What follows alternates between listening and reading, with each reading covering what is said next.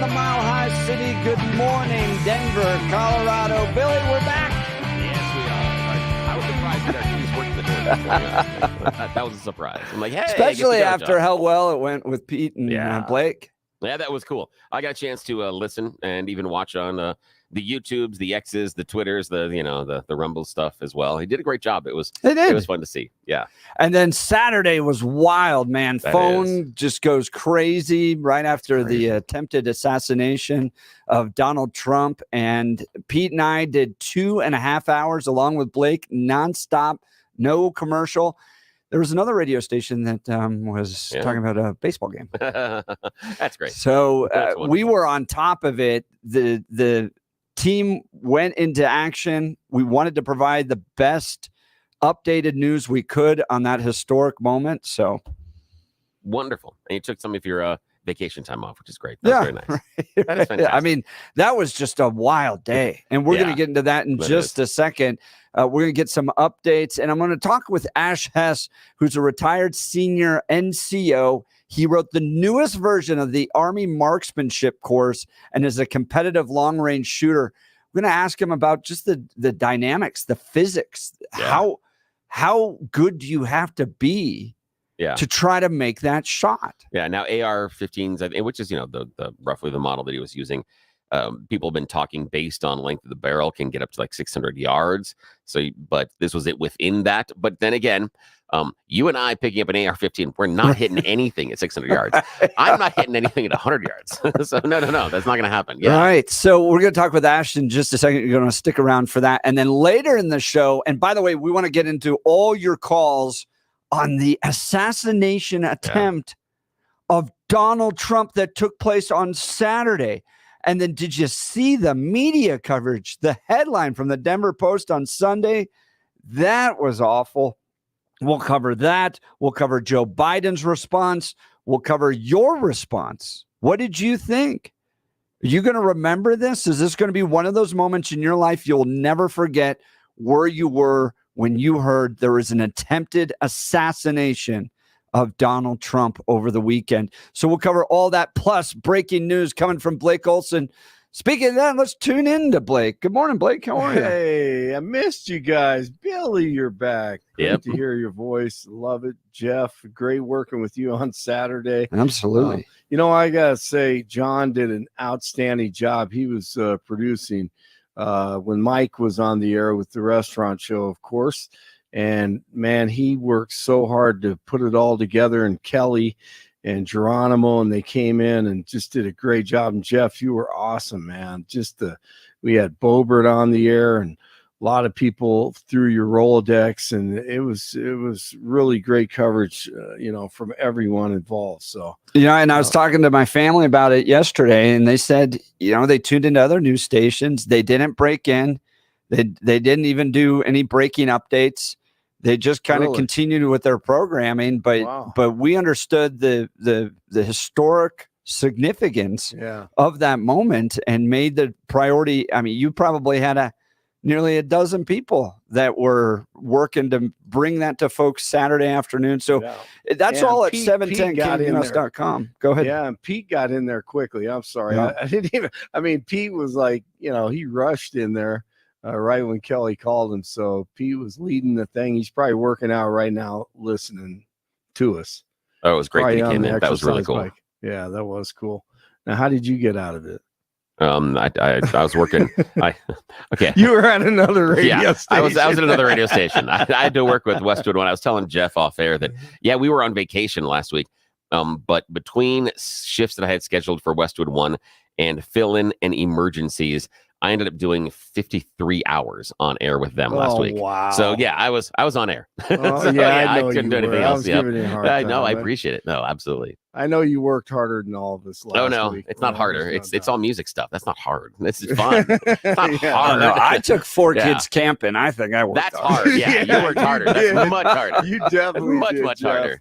No doubt. But great job. Great hearing your voices, you guys. And Pete was awesome. We missed you, and we're glad you're back.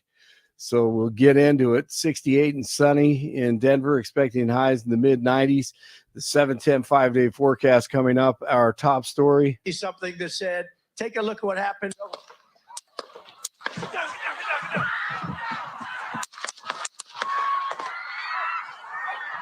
The FBI, of course, leading a probe into the assassination attempt of former President Trump over the weekend. Agents swarmed the shooter's home overnight and found explosive materials. The FBI says he acted alone. Here was the eyewitness account, I think, guys, of the weekend, maybe the century. We noticed a guy crawling, bear crawling up the roof of the building beside us, 50 feet away from us. So we're standing there, we're pointing at the guy crawling up the roof. And he had a gun, right? He had a rifle. We could clearly see him with a rifle. Absolutely. We're pointing at him. The police are down there running around on the ground. We're like, hey, man, there's a guy on the roof with a rifle. And the police were like, huh, what? Like they didn't know what was going on. We're like, hey, right here on the roof. We can see him from right here. We see him. He's crawling. And next thing you know, I'm thinking to myself, why is Trump still speaking? Why have they not pulled him off the stage? I'm standing there pointing at him for 2-3 minutes. Secret Service is looking at us from the top of the barn. I'm pointing at that roof, just standing there like this. And next thing you know, 5 shots ring out. So you're certain that the shots came from that guy on the roof? 100%. I mean, amazing. Secret Service Director Kim Cheadle has a ton of questions to answer, and there's no way this should have happened. Bottom line is that this is massive negligence to the point of me speculating on what was intentional and what wasn't. I can only speculate, and we'll have to wait until the investigation comes out, that they thought local law enforcement was potentially climbing up onto the roof when they saw a dark object on a light roof. But here's the issue. If you saw someone climbing onto a roof that you hadn't authorized any clearance on, it's got a clear line of sight.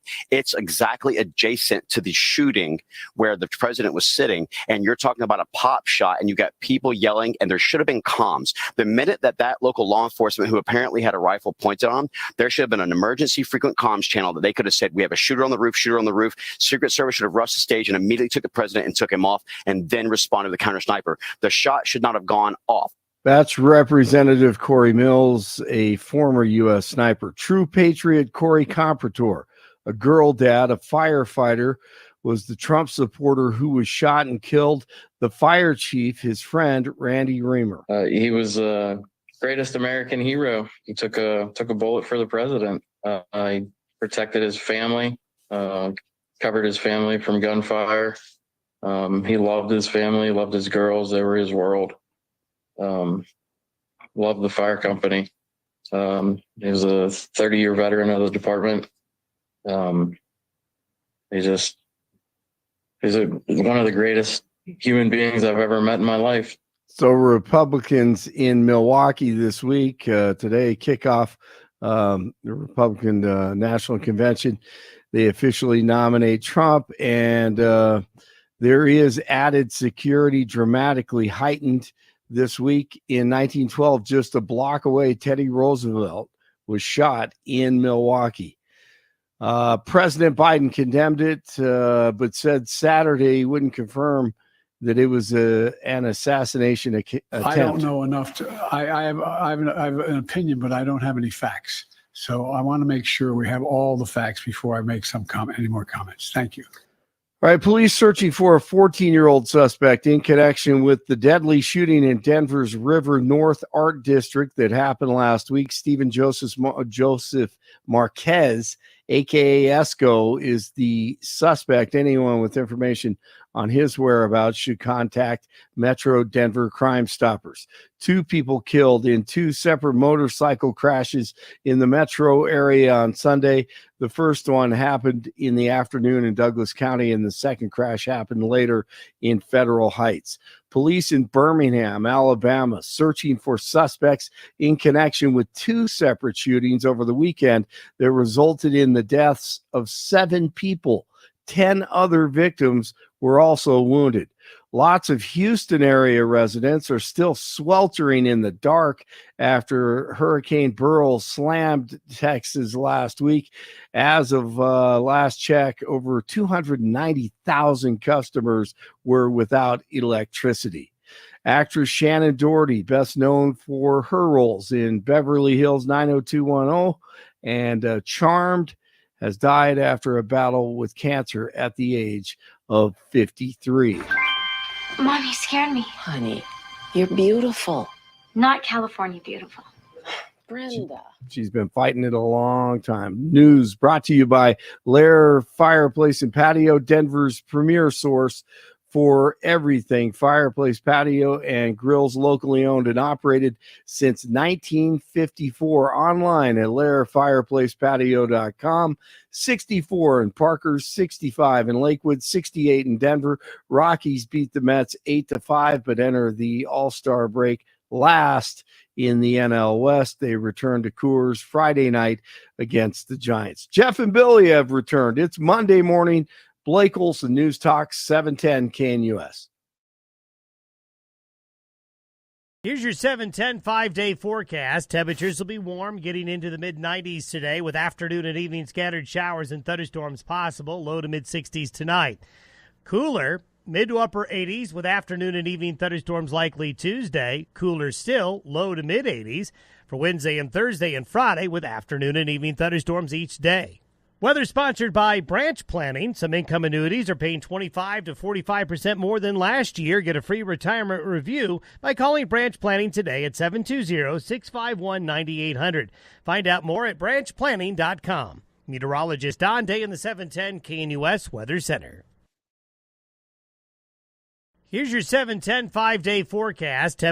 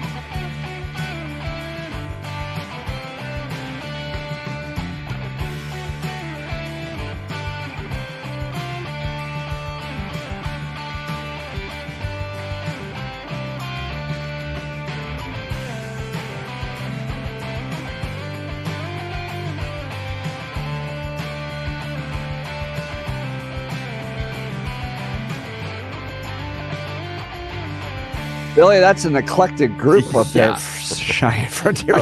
I was excited, and all of a sudden we got Machine Gun Kelly and Ludacris. I'm like, wait, hang on. I mean, Jelly Roll crosses over, but the rest of that, I'm like, it's like the Sesame Street thing. When one of these things is not like the other, it's almost worth it just to go to Cheyenne Frontier Days, just to see the Ludacris crowd cross into the country rodeo crowd.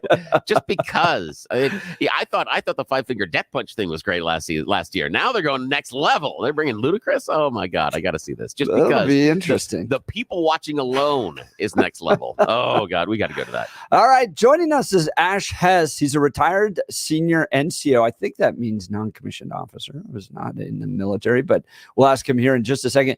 But he wrote the newest version of the Army marksmanship course and is a competitive long-range shooter. I texted good friend of the show, John Fabricatori, over the weekend. I said, John, you were in Federal Protective Services.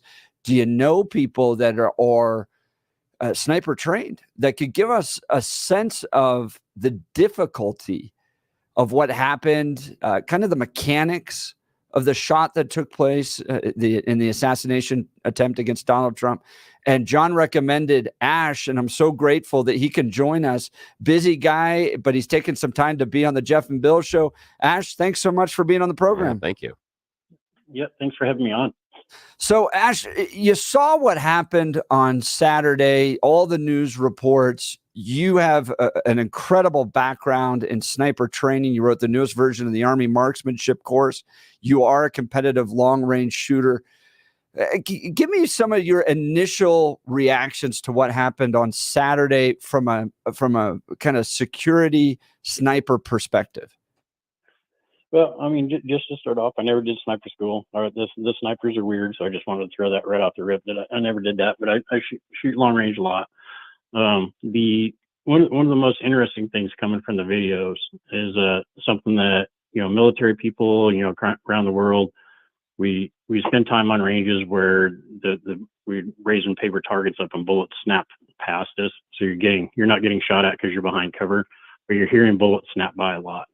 And that's without even going to combat and stuff like that. So it was just one of the things that I noticed was the microphones. Of course, there's a whole bunch of them, but the crack of the supersonic as it went past the microphones was just something that was just super interesting, because movies don't catch that, and that's just one of the things that is people don't experience, and they don't think about it, just because, like I say, it's not in movies, it's not in these things unless you've been on those ranges. But for like a lot of veterans out there, especially Marines, they're still using systems like that. That was a very familiar sound. So that was super interesting. And that's when you saw the president start to react, right? The kind of the zipping of bullets going by you. You saw him kind of pause for a second. Yep. Yeah. And that's what watching that video, that video will be, start getting used in a lot of classes and stuff like that. Cause you actually get to see, real time him processing that something is astray, right? Cause we've been to rallies are super loud. He's talking, he's in a speech, he's in a zone. And then when that crack goes by, you just kind of get to see him processing, like, that's not normal. What is that? And he turns his head just a little bit more. And about that time is when the second shot came in, and that's the one that clipped him in the ear. So that first miss, probably actually saved him. Wow. Talking with Ash Hess, he's former U.S. Army, retired, and helped write the newest version of the Army marksmanship course as a competitive long-range shooter. How challenging is it to hit a shot? I think people are saying he was about 150 yards away, some 400 feet or so. How hard is it to hit something the size of a head, I guess, at that range? Well, and that's what I did some math. My sniper buddies call it weaponized math, but I did some math last night, and I just worked it up on 200 yards. Just because we don't know it. Some people are saying 130 yards, some people are saying 170 yards. So I just went with 200 because it's definitely within that.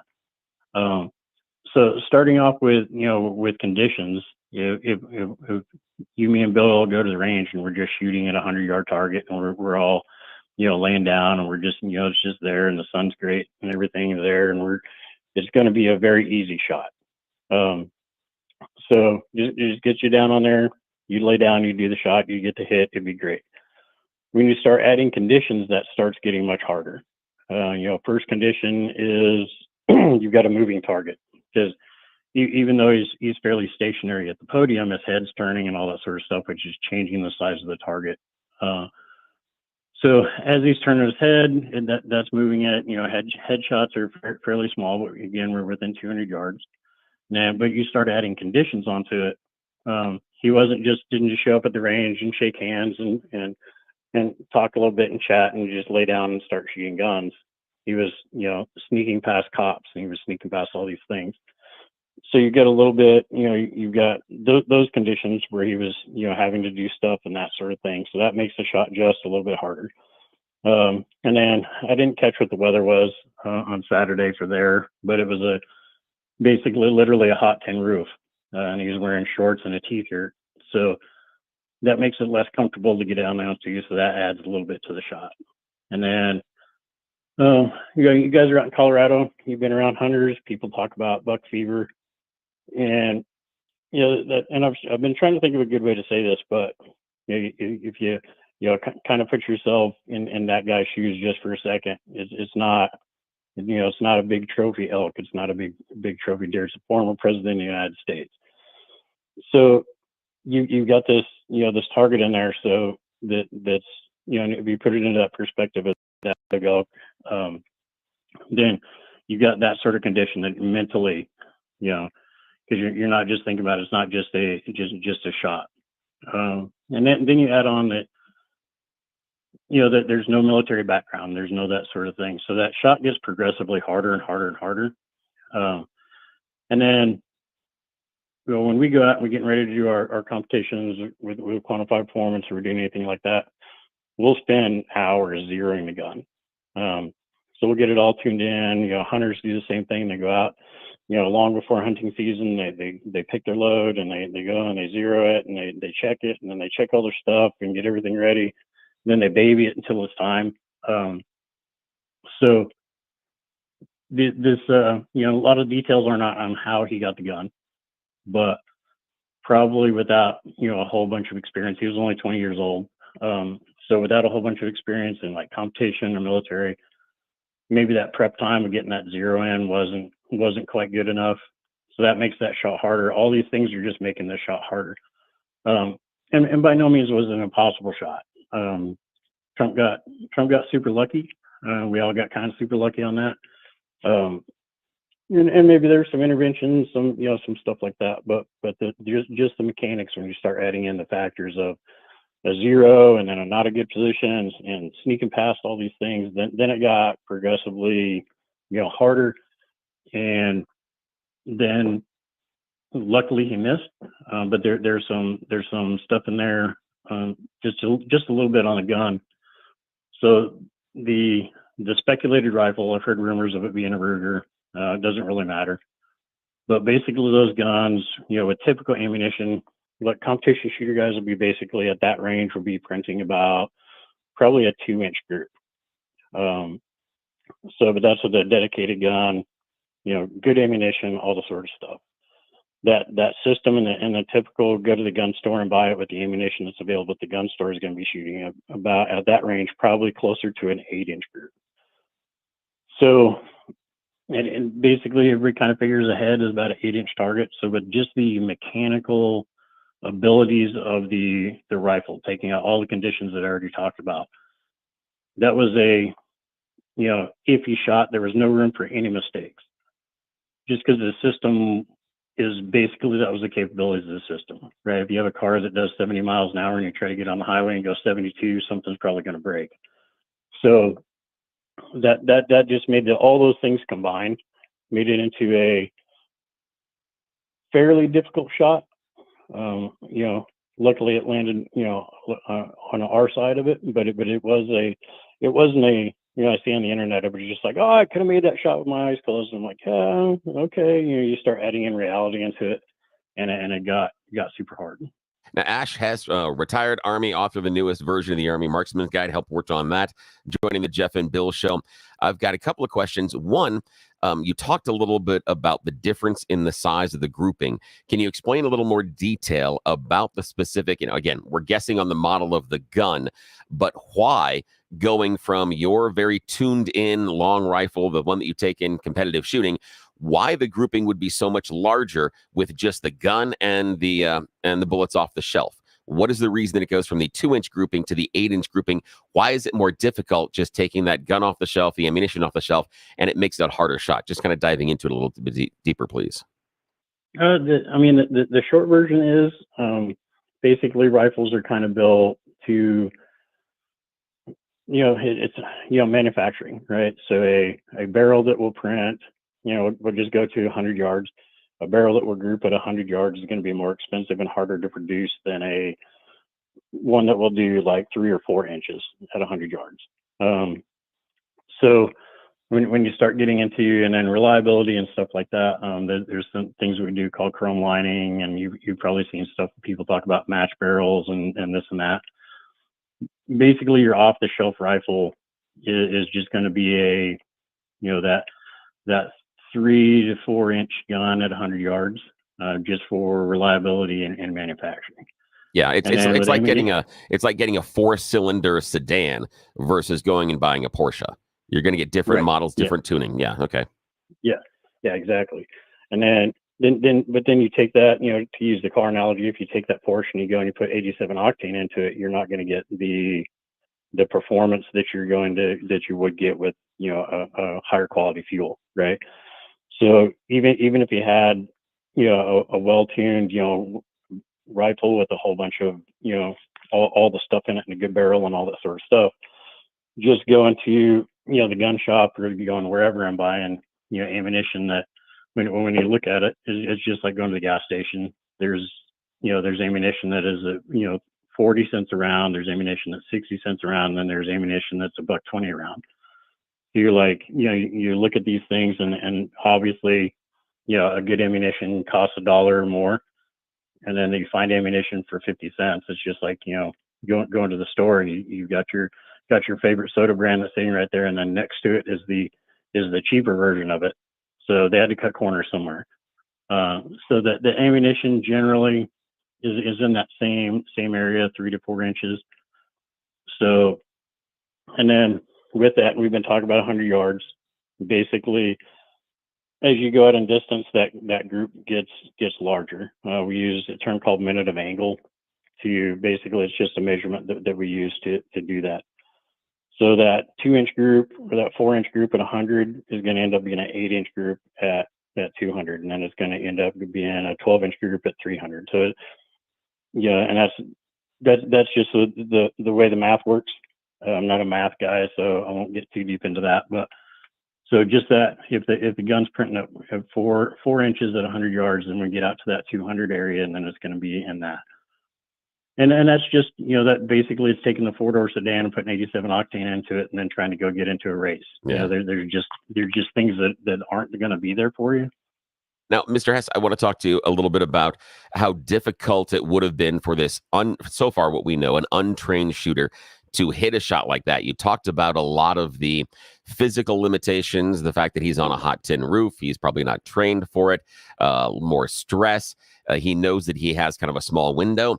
The thing that I was thinking about was how difficult the follow-up shots are for him once he missed that first one. Can you talk to us, being a competitive shooter and working on the newest version of the Army Marksman Guide, how difficult that is, psychologically? Because he's waiting and he's sitting there with the rifle and he's waiting for that first trigger pull. And when that first trigger pull misses, and you accurately described, you can hear it whizzing by in the microphones early in the clip. How difficult does it become for the shooter for those follow-up shots psychologically and physiologically? And again, that's just, adding more conditions onto it, because you get to see where the round went. Well, depending on your recoil control, because the gun, even though 5.56 or 223 is not a high recoiling round, the rifle will still move.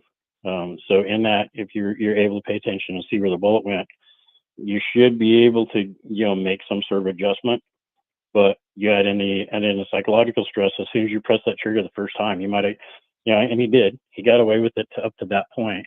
But as soon as you press the trigger, all that's hitting your brain. You're just like, okay, I just told everybody what I'm doing. Everybody's now looking for me.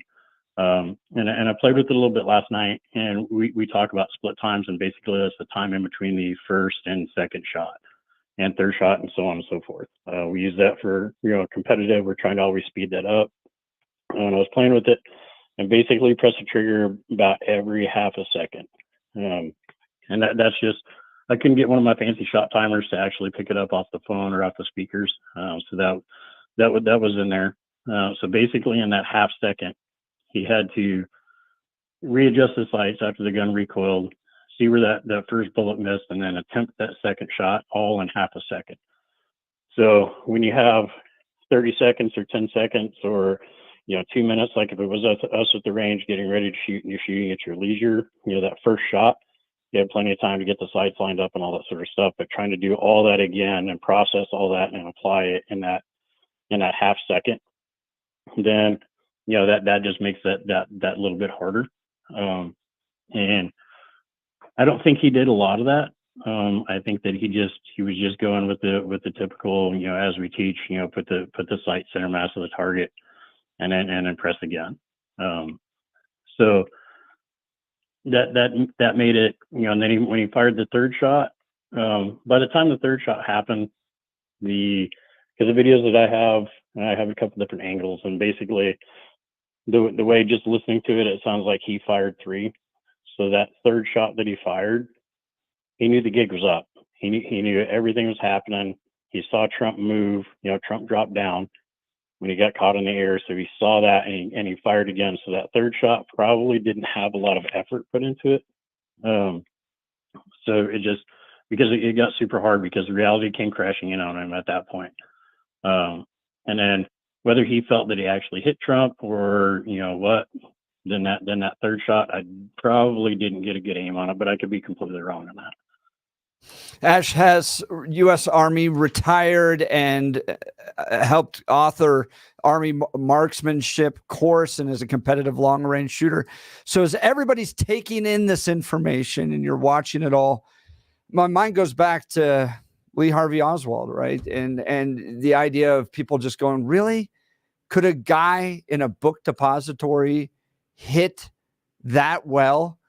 And it lends itself to conspiracy theories as a result of the complication of the shot, all that. But as we wrap up here, Ash, you look at what happened on Saturday, 200 yards, an AR-15, a guy without a lot of experience, but it's a possible shot, right? It's something that this guy without much background, no military training, it is something that he probably likely did on his own initiative, right?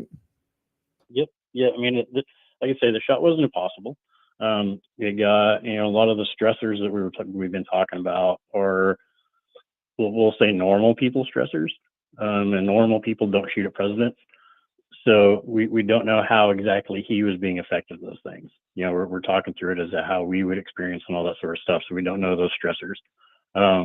And the shot was entirely possible, hard, but entirely possible. And, that's where some luck, whether there was a little gust of wind, whether it was that zero was off, there was some luck in there and on how that shot didn't happen. But I watch, championship level shooters, for national service teams and, Army service teams miss targets at 100 yards in competition. They're not getting 100% hit rates on it. So it obviously was entirely impossible to miss, and it's entirely possible that we got hits on it. So it could have been that guy. And like I say, it's not a super technical, complicated shot.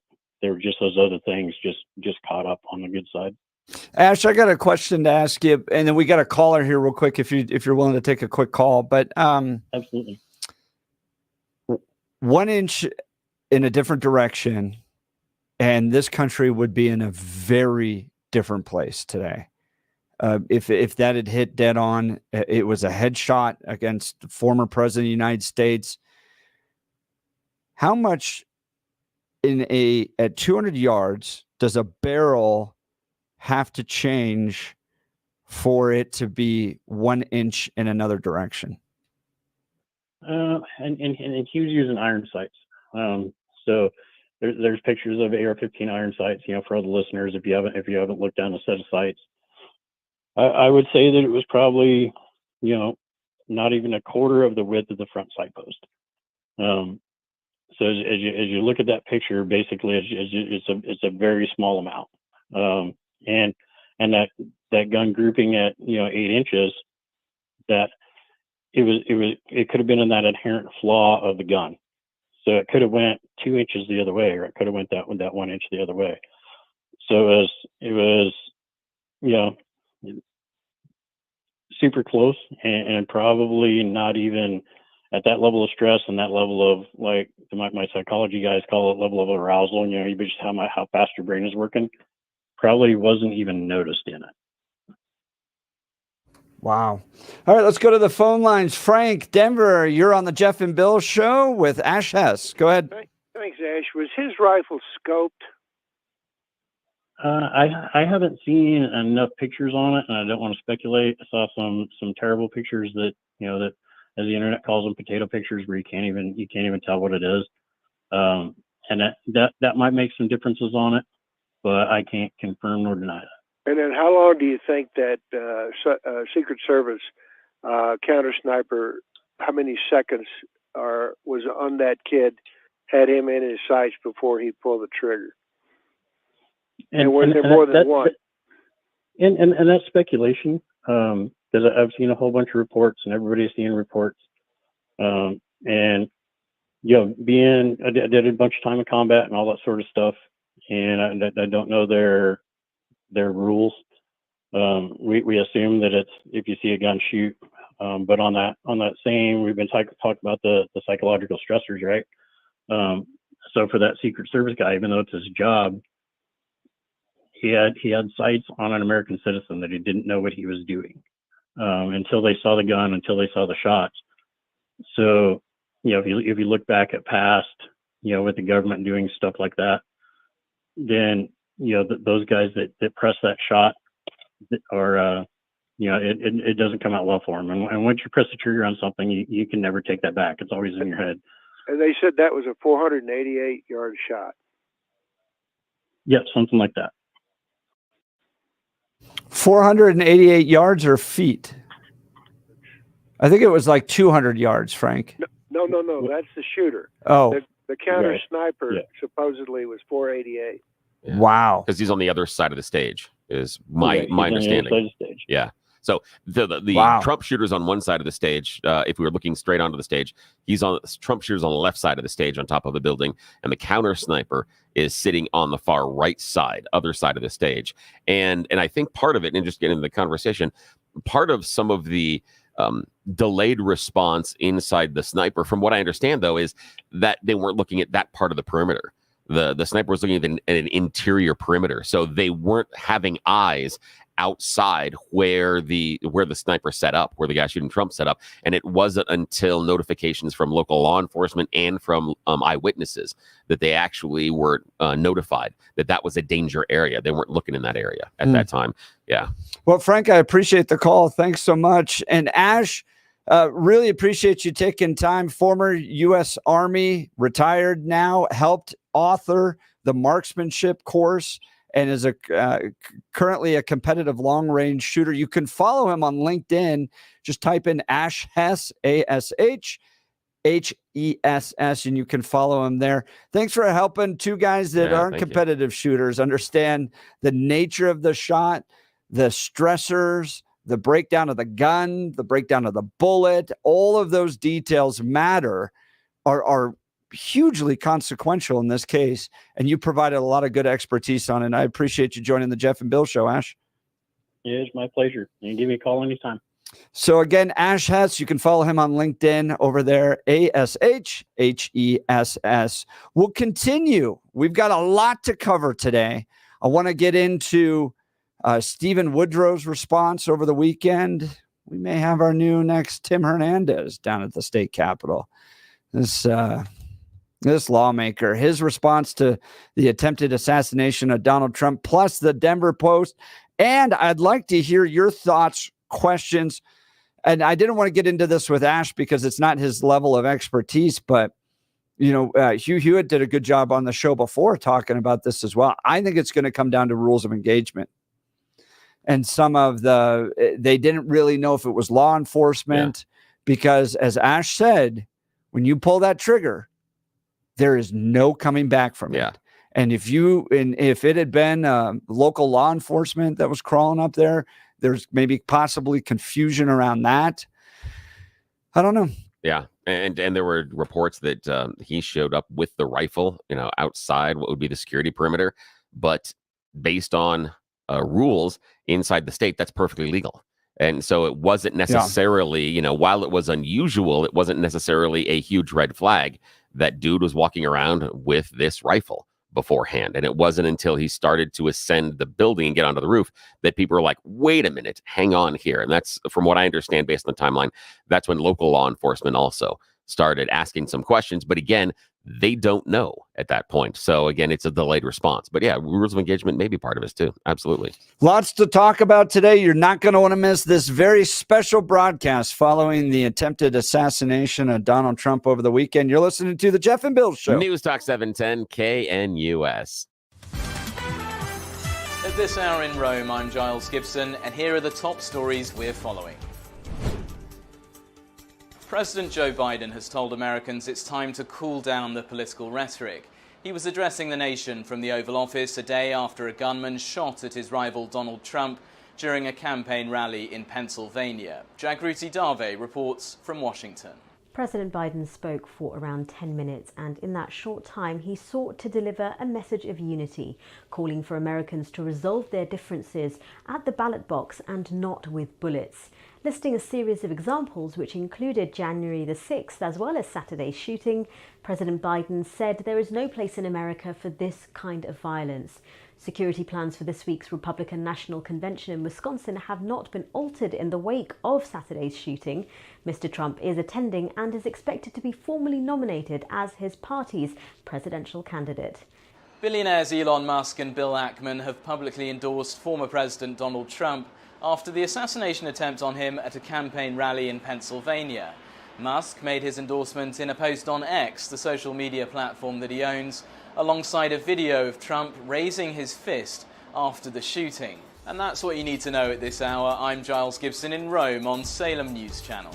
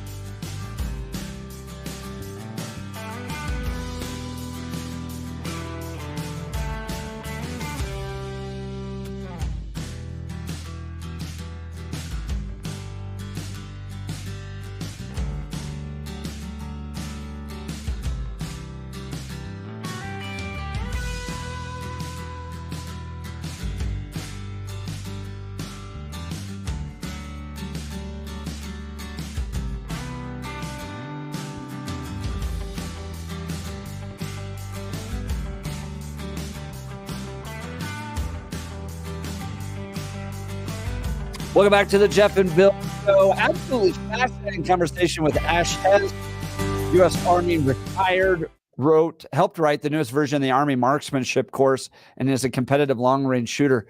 Basically saying it was a breath. Yeah. That was the difference between a bullet going one more inch at 200 yards to the right and killing President Trump. Yeah. It comes down to just maybe even a slight manufacturing defect in the gun. Yeah, that maybe, and again, because as Ash said, we don't know how often the shooter had practiced or if he had ever practiced with this gun. So he may not know that the gun, based on just the sights, something, and again, something could be off inside of the sights. I remember going shooting when hunting season would start, and you'd have to re-sight your gun because anytime, especially an iron sight, you knock it, it gets off. And even, at 200 yards, that little bit of a deviation can change where that bullet is eventually going to go. So he may not have known that the gun had a tendency to pull necessarily to the left. The other one would be the recoil pattern. He may not be 100% familiar with that and having to re-sight and that. And I appreciate what Ash said about that third shot was probably just a prayer. He was just trying to get something on target because he knew that the snipers were going to find him. And that's what I was talking about with him, that first shot was his cleanest shot. Yeah. That was the one where he was going to be the most set. After that, the adrenaline hits and you start making mistakes because now it's like, oh, I didn't hit that first one. And they're like, oh gosh, I've got to hit the next one. I didn't get the second one. And so it just keeps ramping up. And I appreciate Ash for talking about that. Great to have him on, and thank you to John Fabricatori for connecting us. Good friend of the show. All right, when we come back, you choose the news. You're listening to the Jeff and Bill Show. News Talk 710 KNUS.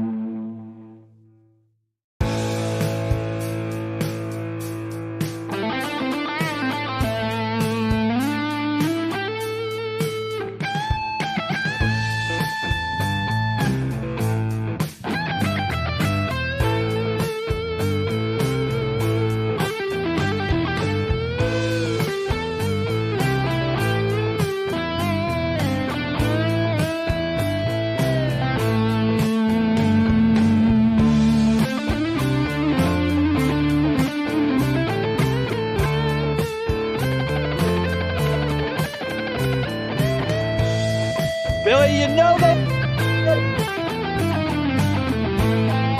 I always hear about it. They love You Choose the News, Billy Thorpe. Well, let's see what we can do about that. Yes, it is that time of the morning where we play yet again everybody's favorite fake radio news game show, You Choose the News. I have spent, well, honestly, the last week scouring the interwebs, finding really dumb stories about us humans to give them really even more ridiculous headlines to play this fake radio news game show. Why? Well, because the people in charge have no idea we do it. Yeah, they're not up for about another 8 minutes. So before their alarms hit, we are going to get to the silliness in this show. Do want to remind you that this is probably not sponsored by Roll 'em Out Shelves. They're a great mother-son team that will come to your house to solve your clutter needs. RollEmOutShelves.com to schedule your free in-home estimate. Alrighty, Jeff Hunt, Blake Olson in the newsroom. Here are your headline choices today, gentlemen.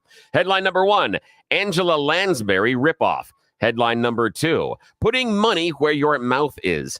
Headline number 3, crushing the job. And headline number 4, fake idea hurts real feelings. Alrighty. I love Angela Lansbury. Hey, Angela Lansbury. Knockoff. Now, here's the Angela Lansbury ripoff. It's Italian TV viewers are all abuzz about a brand new fake docuseries about the life of Angela Merkel. Yes, former leader of Germany has, in this alternate reality, retired to a sleepy German community where everything is not as it seems. Yes, Angela Merkel portrays an Agatha Christie-style sleuth in this new TV show called Miss Merkel and the Murder in the Castle. Yes, they basically have taken Angela Lansbury in Murder, She Wrote and just put Angela Merkel in there and said, we have a TV show. And the Italians are super excited about it. I'm excited too. I think that's kind of funny. I love the idea. I mean, you know what I'm waiting for? I am waiting for the buddy cop comedy with Barack Obama and George Bush. That's what I need. We need a Lethal Weapon remake because we need Barack Obama to go, I'm getting too old for this. And then, that's what we need. That would be good. That is. I'd watch it. I would too. Hey, Blake Olson, your choice this morning, sir. Putting your money where your mouth is, crushing the job, or fake idea hurts real feelings. Putting your money where your mouth is. Yeah, putting your money where your mouth is not always a good idea. That's what an England fan from Swindon Town found out recently. Yes, just late last week, he decided my team's going to win the Euro finals. He got a tattoo saying England Euro 2024 winners put on his leg 3 days before the match was played yesterday, and the team lost. England lost 2-1 to Spain. He was certain that they were going to win 2-1. He almost had the entire score put on his leg, but no. Now he has a reminder for the rest of his life of the bad choices he has made. Lessons for us all. Fools from Swindon. Always. You should see. He takes a picture online. He's got an English flag behind him, and he's only wearing a Speedo.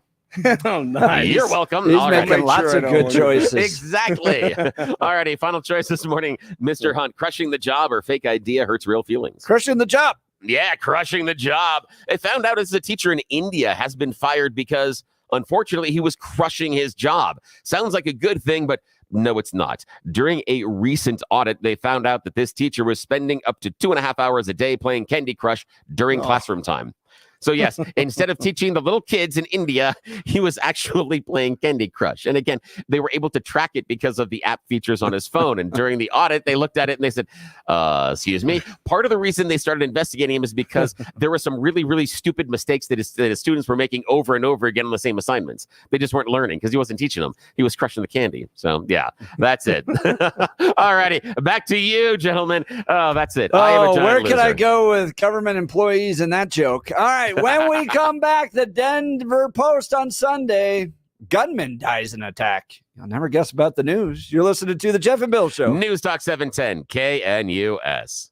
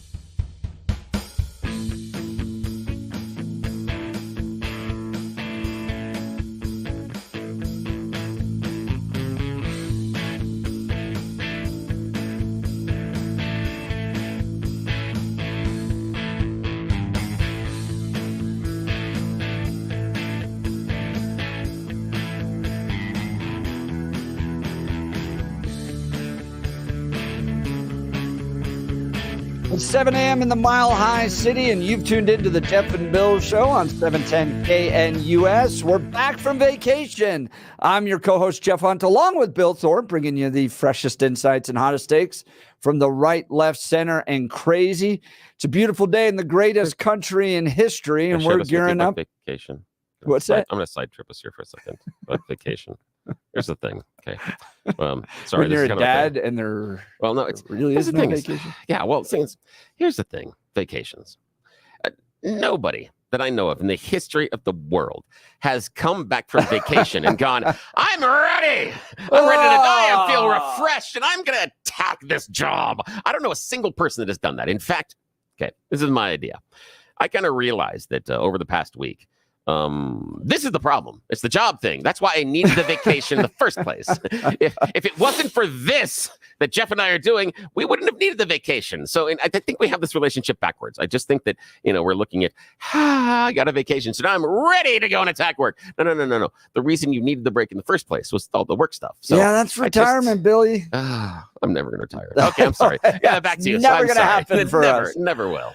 We've got a whole lot to talk about. The RNC convention begins today, and we're going to be getting some updates throughout the week, not only from Salem radio hosts at Radio Row, but also friends of the show, people like Randy Corcoran, Hugo Chavez-Ray, that are present there representing the Republican Party from Colorado.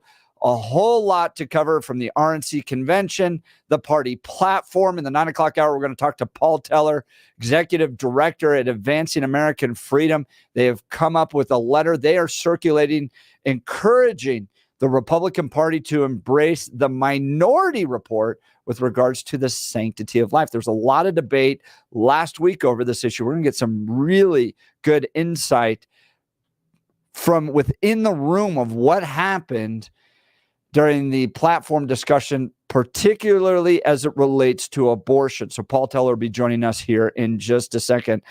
And then, Billy, I want to talk about the Denver Post. I want to talk about Stephen Woodrow. I want to talk about Joe Biden's comments. And do you believe that the left's rhetoric contributed to the assassination attempt of Donald Trump that took place over the weekend? Phone lines are open. Give us a call, 303-696-1971, 303-696-1971, or text us on the 710 KNUS app. They called Trump Hitler. They said Trump was a threat to democracy. They went out there and said we need to put a bullseye on him. Was that just political rhetoric? Or did it contribute to the assassination attempt? And the left, particularly Joe Biden, holds some responsibility on this. Lauren Boebert thinks so. J.D. Vance thinks so.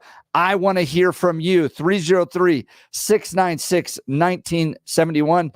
And Billy, I can't get it out of my head. The last hour, Ash Hess, who helped write the U.S. Army Marksmanship Guide, saying that a breath. Yeah.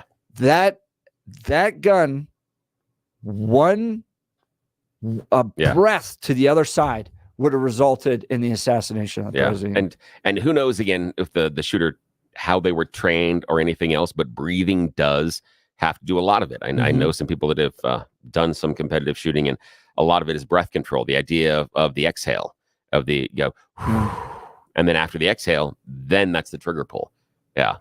So, yeah. And then what is the Trump going to say at the RNC this week? My goodness, there's a whole lot to cover. Let's check in on the news with Blake Olson. Good morning, Blake. Hey, good morning. I agree with you, Billy. Sometimes I think you need a vacation for the vacation. Yes. Especially when you're a dad. Right. No doubt, man. There's, as great as it is, Jeff, it is the most difficult thing in the world. It's so much work. I agree with you. Hey, the beard looks nice, by the way, also. My wife has asked me to keep it around. So I like it. You know what? Same here, man. I just need to trim my, it's so weird having a beard. My kids like it and everything. I'm like, I never thought I'd wear a beard, but no, it looks good, man. Yeah, I agree with you guys. Hey, let's get into this. It's 70 and partly cloudy in Denver, expecting highs in the mid 90s. The 710 5-day forecast coming up.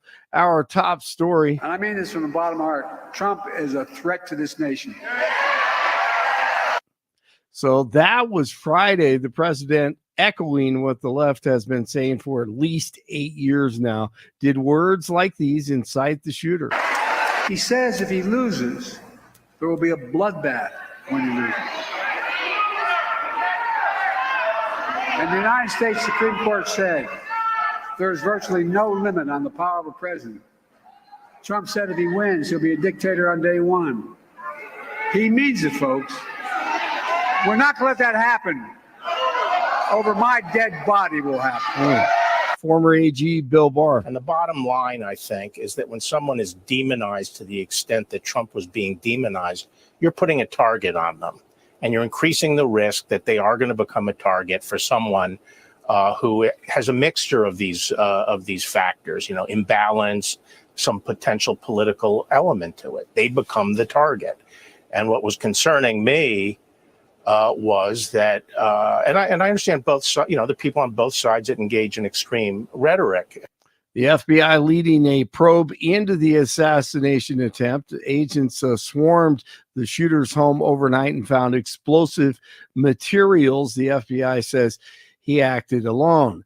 Ash Hess, retired Army, a sharpshooting expert, on with Jeff and Bill last hour and brought up some really interesting points. One of the most interesting things coming from the videos is something that, military people, around the world, we spend time on ranges where we're raising paper targets up and bullets snap past us. So you're not getting shot at because you're behind cover, but you're hearing bullets snap by a lot. And that's without even going to combat and stuff like that. So it was just one of the things that I noticed was the microphones. Of course, there's a whole bunch of them, but the crack of the supersonic as it went past the microphones was just something that was just super interesting because movies don't catch that. Boy, that's the truth. I was thinking the same thing. The heat is on Secret Service Director Kim Cheadle, who's been criticized for putting DEI before the quality of agents in the Secret Service. The investigation on Cheadle has to be thorough. I know that we do have units involved on the exterior to identify these types of threats. And something went wrong. We know that. Before we start passing judgment, I just want to make sure that we review all the documents, the postings, interview, and find out what happened. Were they diverted for another reason from that area, which they shouldn't have been? Were there assets that weren't where they were supposed to be? These are questions that have to be answered. Former Secret Service Frank Loveridge on Fox News Channel. True patriot Corey Comprator loved his family. He was a firefighter who was the Trump supporter, shot and killed the fire chief, his friend Randy Reamer. He was the greatest American hero. He took a bullet for the president. He protected his family, covered his family from gunfire. He loved his family, loved his girls. They were his world. Loved the fire company. He was a 30-year veteran of the department. He's one of the greatest human beings I've ever met in my life.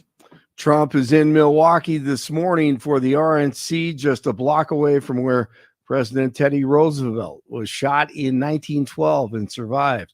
Security has been dramatically heightened. President Biden condemned it on Saturday. Other news, a suspect in custody following a deadly vehicle pedestrian collision in Lakewood. It happened Sunday morning at a bus stop near the intersection of West Alameda and South Depew Street. The victim's identity hasn't been released, and there's no word on what charges the suspect may be facing.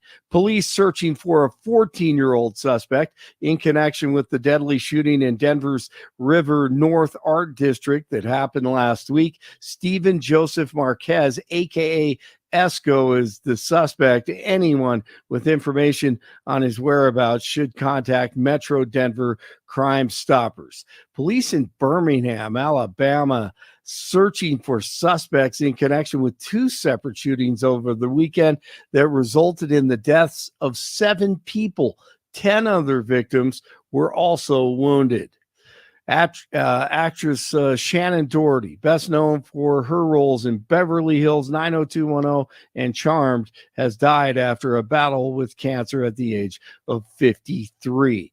It's 66 in Arvada, 67 in Lone Tree, 70 in Denver. Rockies beat the Mets 8-5, but they enter the All-Star break last in the NL West. They will return to Coors Field Friday night against the Giants. Jeff and Bill, they've returned. It's Monday morning. Blake Olson, News Talk 710 KNUS. Here's your 7-10 5-day forecast. Temperatures will be warm, getting into the mid-90s today with afternoon and evening scattered showers and thunderstorms possible. Low to mid-60s tonight.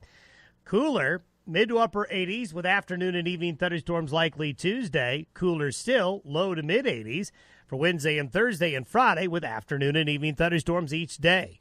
Weather sponsored by Branch Planning. Some income annuities are paying 25 to 45% more than last year. Get a free retirement review by calling Branch Planning today at 720-651-9800.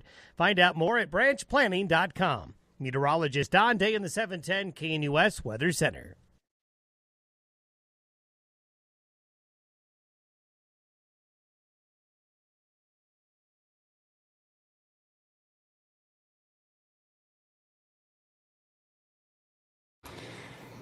All right, Billy. Yeah. Oh, Stephen Woodrow.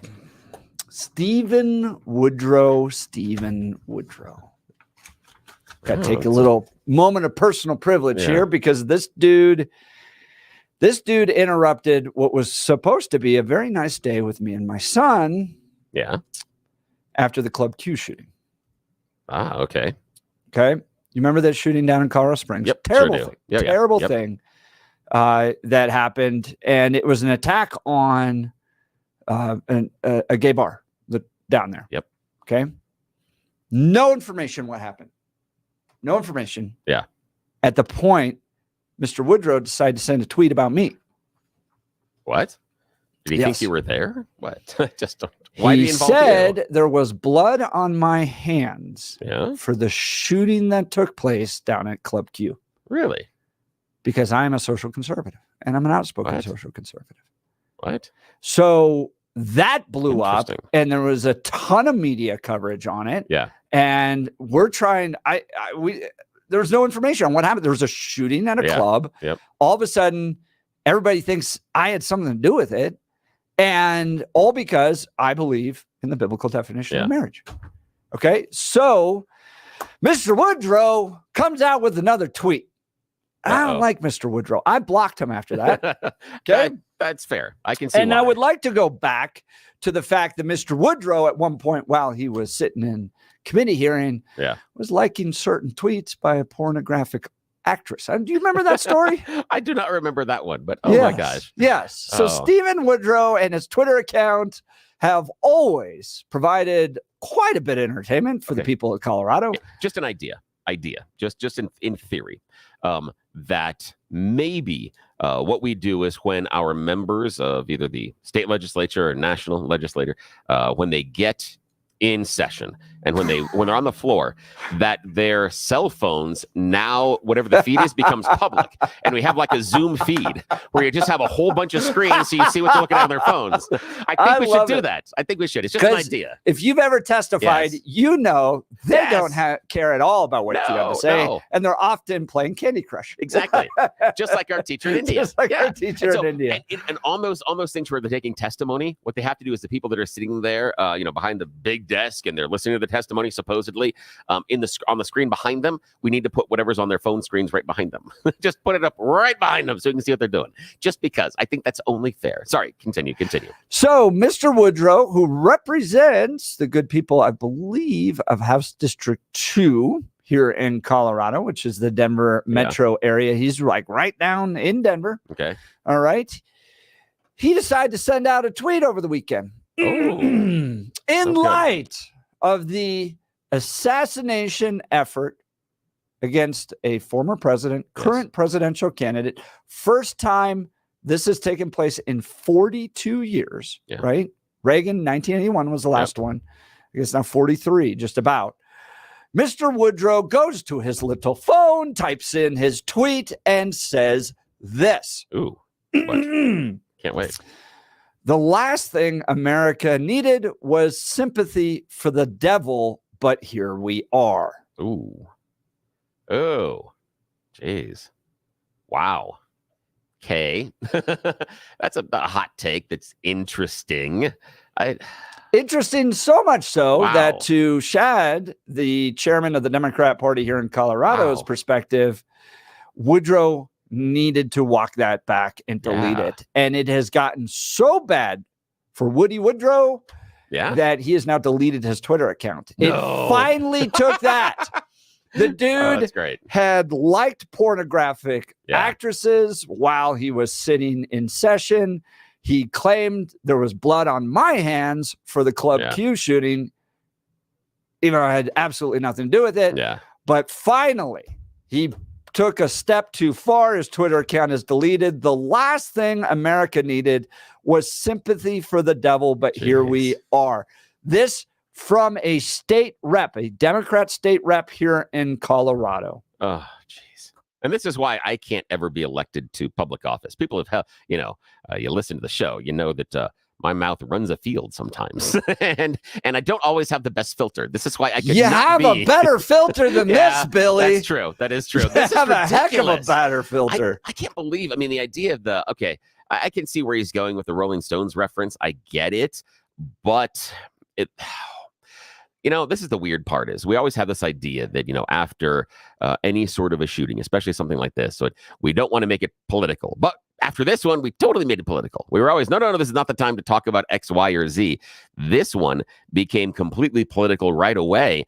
And I am surprised with statements and sentiments like that of Mr. Woodrow. The idea that it seems as if he is intentionally wishing harm upon Donald Trump, that to me, hearing that tweet, what I hear is a subtext, and what I read is a subtext of I'm mad he missed. That's the impression I'm getting off of that tweet from Woodrow, is he is disappointed that the shooter made a mistake. And I think that's fairly disgusting. And that's the subtext that I'm seeing in that. And I'm glad that he has at least deleted his Twitter account because of the blowback. And that's why I don't do a lot of tweeting, because the experience normally is you say something and people yell at you.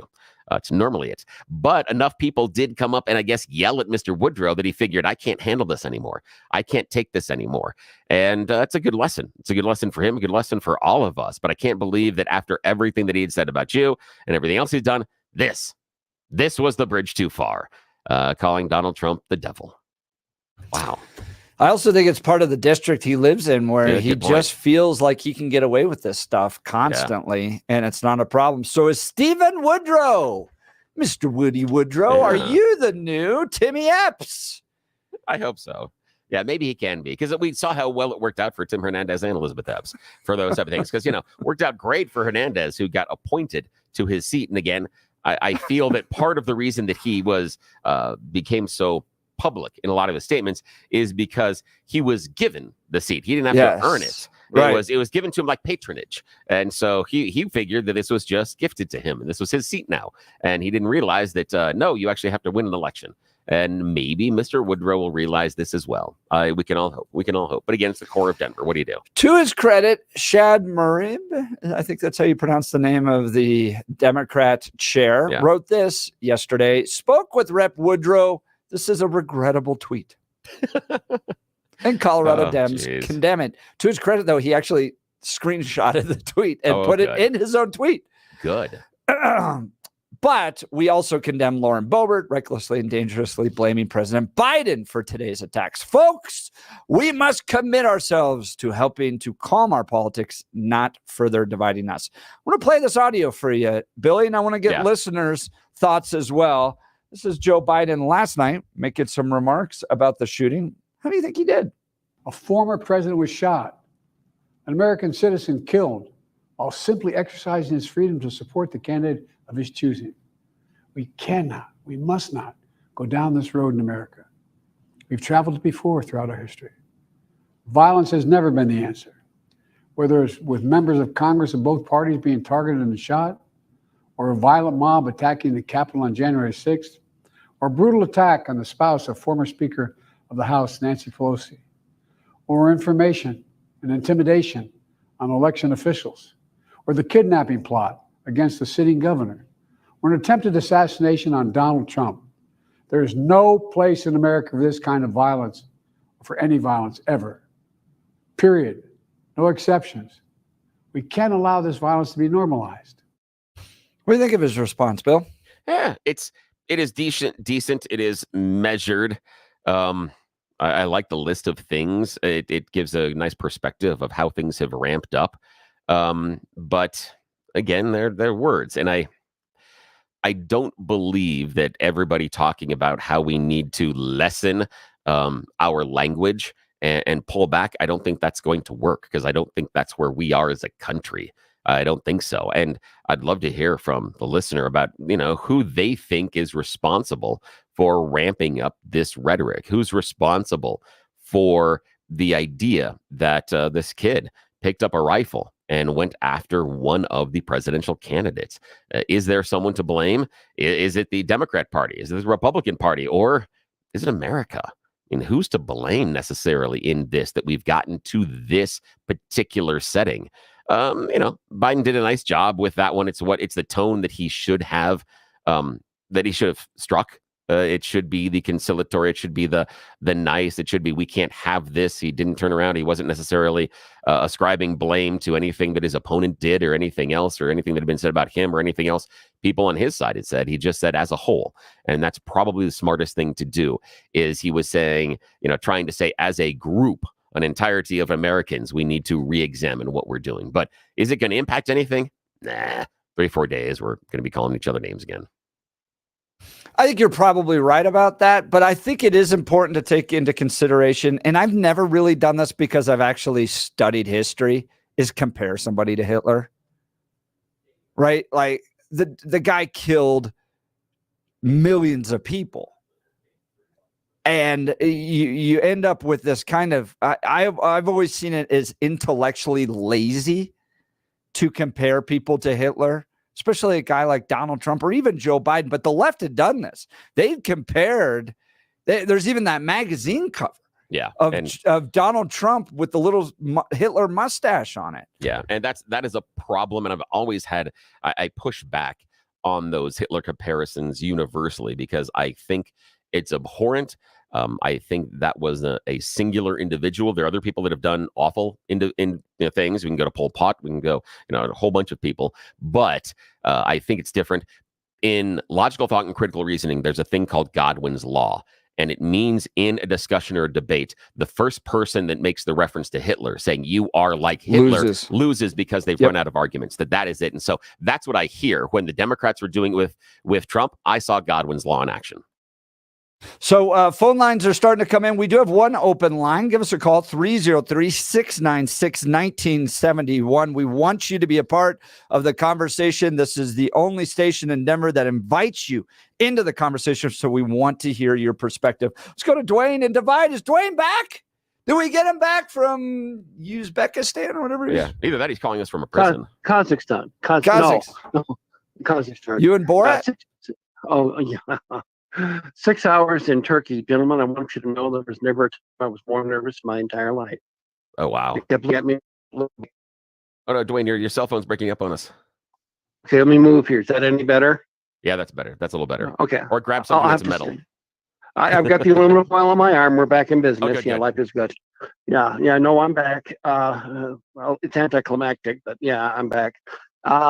Did it work out? Did you get what you were hoping to? Yeah, the Ferrari wasn't the car you thought it was? Yes, well, everything's there. I was hoping to make this like one of these really big, long things I could put on my YouTube, kind of reestablish myself in the automotive market and everything, because right now I'm a minnow in a ocean. And my benefactor, he sat there, looked at the car and said, I'll take it. And I was like, no, it's supposed to go to Ferrari for the rebuild.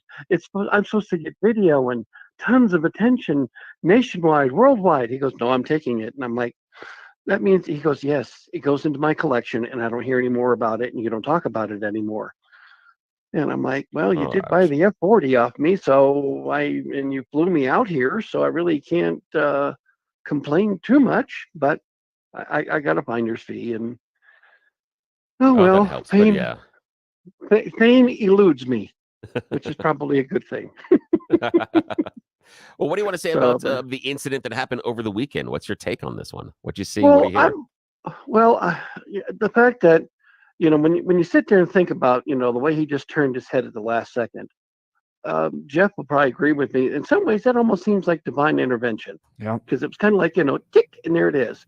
Now, will he get a piercing in his ear? Well, that'd be interesting. I'd just go ahead and wear a big pirate's gold ring in there going, come on, yeah, let's do this. But anyway, that's Dwayne, to that point, one of my good friends who runs a ministry, it's a good reminder.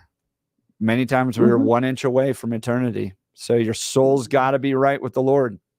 Well, I try, really I do, but there's some days there's just temptation looks so good. You and Eve and Adam. Yeah. Well, at least those two didn't read the Apple conditions and terms either, That's good. That's very good. That's good. Thank you very much. It was incredibly close, Dwayne. Oh, yeah. When you saw the news, it was on my phone. We were flying, so that was weird. Were you? Oh, wow. Yeah. And what was your first reaction when you saw this? Well, a friend of mine tagged me. He's an Air Force man, and he got on saying that there was a situation. He says more details, and it was social media. So I immediately start trying to dig through and find something and all. And then I start seeing more, and then all of a sudden I see the video clips, and I'm just like, oh my. And like I say, Jeff, the way he kind of like leaned over and just twisted his head just that little bit, it was just, I just sat there going, of course. And then I was like, when he stood up and he was defiant with his arm up in the air, I was like, that's it, ladies and gentlemen, Joe Biden has left the White House, because that will be the shot that they were always wanting to have, the mug shot. That thing there is already on t-shirts, and I see that thing to feel. Now, about calling Trump Hitler. Yeah, I agree with Billy entirely. I mean, once you go there, the argument is completely lost. But why not Idi Amin? Why not Pol Pot? Hey, let's go to Libya. And, let's say he's Gaddafi. I mean, it doesn't matter. They're trying to smear him with whatever they can find. And it's truly, unlike Mr. Gotti, Don is the Teflon Don. Nothing's sticking to him this round. And he's looking more presidential than ever. Dwayne, I got to ask you this question. I asked this Lauren Boebert. We hosted right after the shooting took place. She was on with Peter Boyles and I. Fascinating conversation. And I haven't heard anybody discuss this. And I think it's really important. When Trump gets back up, what did he yell? Do you remember the words that he yelled? Well, when he was being covered by, and that little Secret Service girl, the one that can't put a gun back in a holster, we need to be rid of her on the detail. I can go into that another time. But he yelled fight three times. So I asked Lauren Boebert this. Who is he yelling fight to? And who is he asking to fight? Well, he's asking Americans to fight, ideally MAGA supporters. But to fight what? Well, to sit there and fight, install this tyranny. I mean, whatever this kid wanted to do by shooting him was above and beyond. I mean, I never cared for a couple of politicians, Obozo and a couple of others, but I never wanted to wish them harm. I hated their policies, but I didn't hate the person. And so Dwayne, here's where I'm going with it. You got a guy who was indicted. They've drug him before a photo. They took his photo in prison there. They've tried to bankrupt him. Jenna Griswold tried to keep him off the ballot. And now, and at that moment, Donald Trump had no idea who had shot at him. But many of us were concerned that assassination was the next step, right? This effort. It was building. And now you have shots firing. Donald Trump gets up and yells, fight. I think he was directed to his people. Maybe there's another shot coming. Those were his final words. I look at those and I go, those were Donald Trump's final words. And it was to the American people. And it was a final message to fight against this tyranny that is destroying this country. That's Well, how I I was saw going to say it. that, but I was going to say that, but I don't know what my time limit is. But no, I agree. Is that right now there is the division. We need to see where there is. Bongino had some really great comments to do about the security details, and I've worked security and things, not to that level, but situations. And there was such a cluster on everything. And the fact that Mayorkas is not allowing any more Secret Service detail enhancement, and RFK is without Secret Service. And That's amazing to me. I mean, that gets me so angry. I'm not even going to vote for RFK. He's not my guy. But my goodness, when you look at what that guy's family has gone through, come on. I was working with Rick Santorum when Rick was candidate number 4 down the ballot in 2012, and nobody thought he was going to do that well. He ends up winning Iowa. He won 11 states. He had Secret Service detail. He wasn't even the top nominee. Why won't Joe Biden give Robert F. Kennedy the protection he deserves at this point and the protection to keep another tragedy from happening? He lost his father. He lost his uncle. Come on. You can't give this guy Secret Service detail? Sorry, that gets me angry, Dwayne. Well, I agree with you 1,000%. Jeff, you were in position with Mr. Romney to sit here and see how all these things work. Yeah. But, like I say, the continual hammering, I don't care who you are. If you're out dating with a group of friends and somebody says, why you keep dating Mike? He's this, he's that. Pretty soon, Mike is just ostracized. And that's really the only thing they have left. They can't go on issues with Trump. And we certainly can't go on mobility and stamina. I mean, the debate destroyed everything that they were trying to do. They can't remove Biden from the ballots. So either what I see happening is he has, quote unquote, a stroke, and he moves on and they bring Kamala up because they can't do anything else. 3 states are already locked in. They already have ballots printed, and they will not release the delegates. Dwayne, at the end of the day, it comes down to Joe Biden. I really appreciate the call. We're just out of time. I want to continue this. Dwayne's line will be open, 303-696-1971. The other day, we had Gay Ribble in the studio. I adore Gay Ribble. Let me tell you a few reasons why. Gay Ribble and her Empower Home team are the top real estate agents. They really are the best. One, Gay Ribble is a delightful person. Okay, when you sell your home and you're going through all the stress of having to sell your home and the home inspections and all that stuff, you want to work with a very positive person that's going to get you through. She's responsive. She'll pick up the phone. She'll respond to your questions. That's number one. Number two, she shares our values. She supports the values of this radio station, and she donates to orphans in the state of Colorado because she was an orphan herself, and she wants those kids to be able to find their forever home. So you're investing in somebody that's improving our communities. And number three, she is a titan when it comes to selling a home. Listen to this. Gay Ribble and her experts get their clients an average of $30,000 more. Could you use an extra $30,000? That's precisely why you need Gay Ribble and the Empower Home team. Their exclusive database is filled with over 14,700 pre-screened buyers ready to make a purchase. Look, we all got friends, family members, and neighbors that are real estate agents, and they want our business. This is a business deal for you. And you've got to get bottom line, you got to get top dollar for the home of your for the sale of your home. Here's an unbeatable offer. Gay Ribble and the Empower Home team will sell your house for 100% of the asking price, or Gay will pay you the difference. It's an offer you simply cannot refuse. Get 100% of your asking price guaranteed with Gay Ribble and the Empower Home team. Reach out to my friends and realtors, Gay Ribble and the Empower Home team today. Give them a call at 833-301-SOLD. That's 833-301-SOLD, or go to gayasthebuyers.com. That's GAYE hasthebuyers.com. We'll continue with the Jeff and Bill Show. News Talk 710 KNUS. At this hour in Rome, I'm Giles Gibson, and here are the top stories we're following. Leaders from around the world have been sending messages of support after the assassination attempt on former President Donald Trump at a campaign rally in Pennsylvania. Here's Laura Westbrook with a roundup of the messages from Asia. Chinese President Xi Jinping has expressed his sympathies to Donald Trump. Other Asian leaders took to social media to express their shock and their concern. They include South Korean President Yoon Suk Yeol, and another key U.S. security partner in Asia is the Philippines, with its President Ferdinand Marcos Jr. saying that it was a great relief that Donald Trump was fine. In business news, the US dollar has risen against the euro as global markets react to the assassination attempt on former President Donald Trump. Analysts say the incident raises Trump's odds of winning a second term in the White House this November. A potential Trump administration is expected to strip back environmental regulations and controls on cryptocurrencies.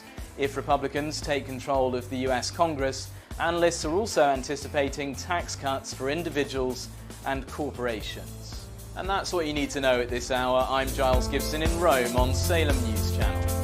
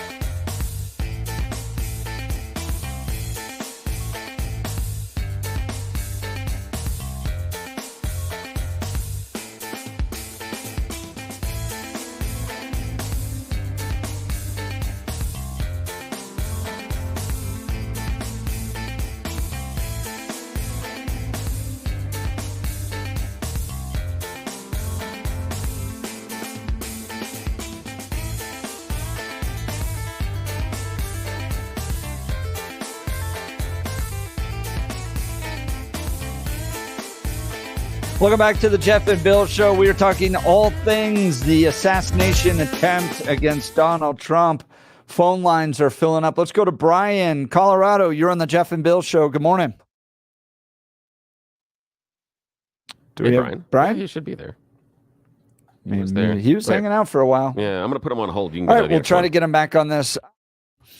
All right, get some comments about this. I want to talk about this because I think this is important.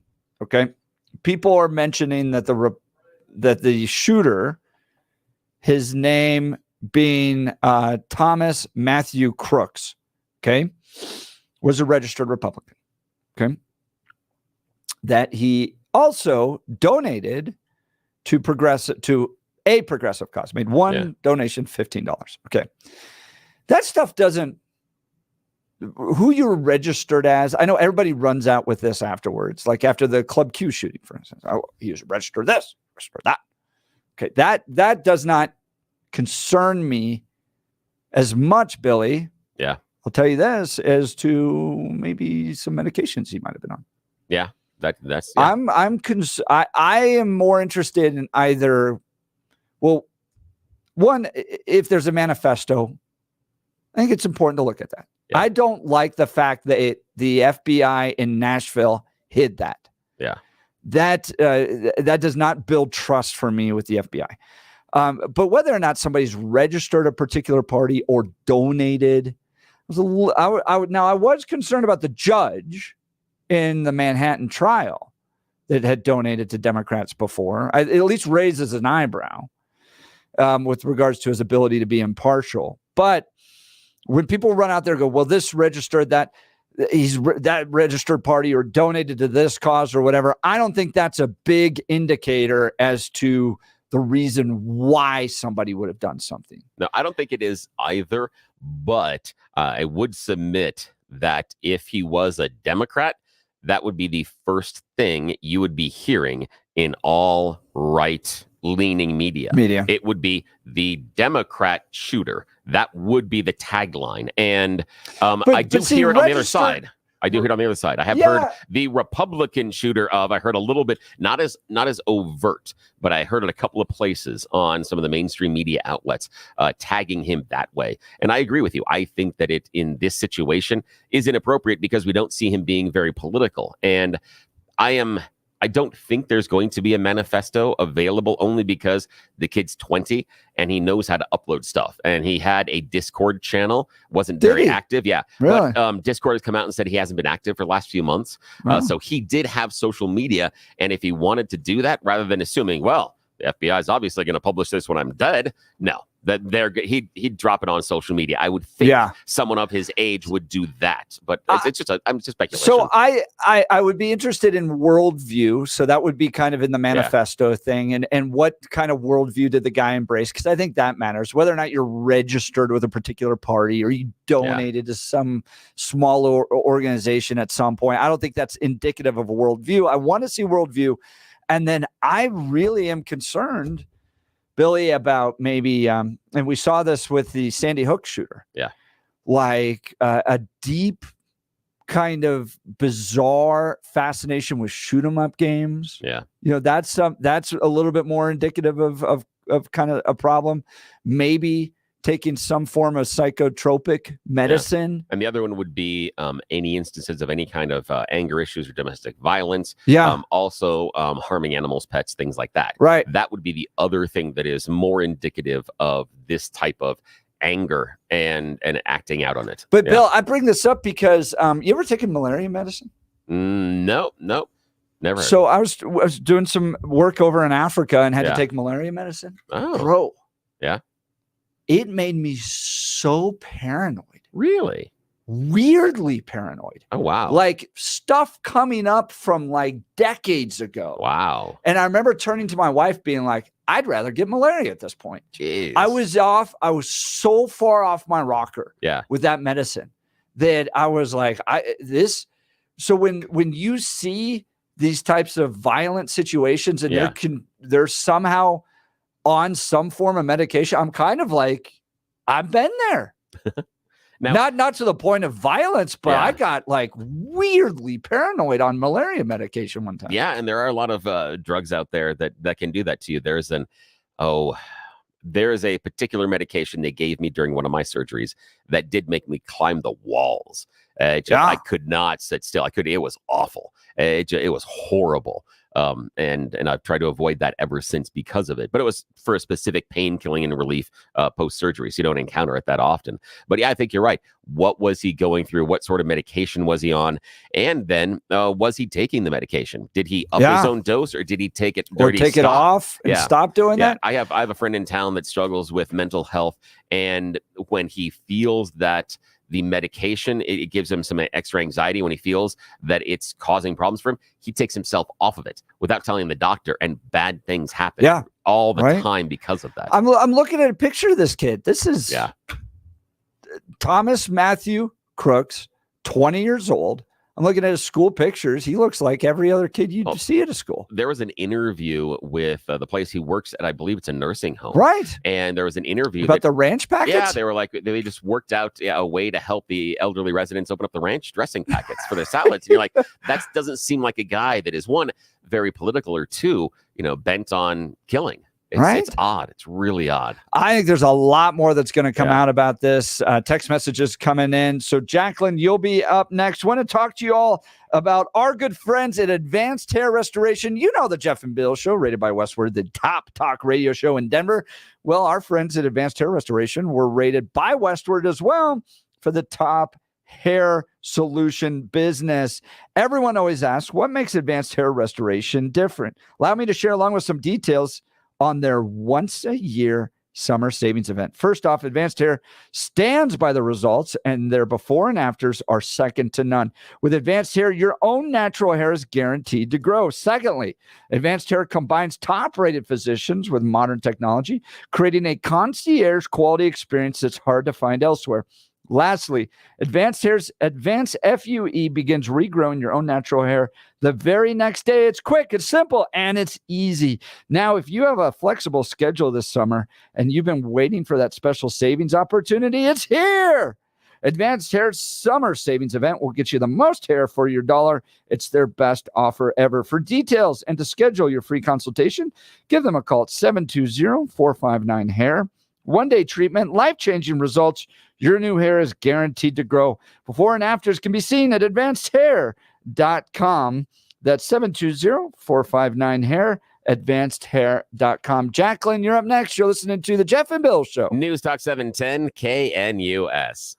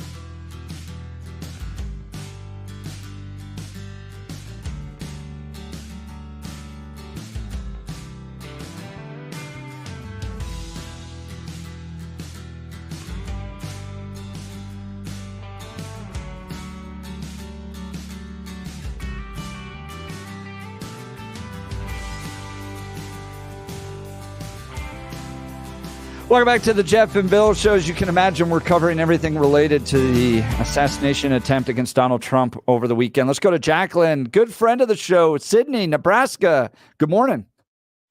Well, good morning, guys. I'm glad you're back. Pete did an okay job, but we missed you. Oh, glad to have you. I weighed in on this kid. I looked at an interview. He was bullied. He was beaten. This is a kid, I think, like millions of kids across this country now, that wanted to make a little name for himself, and he went out with a bang. I don't think he had thought about any of this. I really don't know that this kid planned anything. I think he went by the seat of his pants. But the thing is, he knew Trump would be in the area. He probably knew he could probably get close to do some kind of damage or maybe make a name for himself. But when you look at this kid and his history, the bullying, and maybe on some kind of antidepressant or any kind of drug, there's millions of kids in this country, young people and adults just like this kid. And when you have people, a Democrat or left-wing party that is inciting violence, and you have the news people saying that the same thing, an existential threat. They compared Donald Trump to Hitler. Well, you get this kind of stuff. You know, the Antifa was a branch of the Democrat Party. Black Lives Matter. Look how destructive they were. I'm not sure Antifa can be structured inside of the Democrat Party. I mean, I can see the connection with BLM, but I'm not sure the Antifa connection is fair, just personally. Well, I think they were. But, you know, when you have politicians, Maxine Waters, get in their face, get up there, get at them, push them back any way you can. Barack Obama did the same thing. So did Biden. So did Hillary Clinton. Most of the Democrat politicians have. You have this kind of problem, and it can't be allowed. You know, they couldn't go after Donald Trump. They couldn't hurt him in court. They couldn't impeach him. And what's next? Yep. You know, I don't trust the FBI. Jacqueline, we're just out of time. I appreciate the call. Here's my question for listeners. We'll get to it at the top of the next hour. Donald Trump said to go fight. Fight whom? And who should do the fighting? You're listening to the Jeff and Bill Show. News Talk 710 KNUS.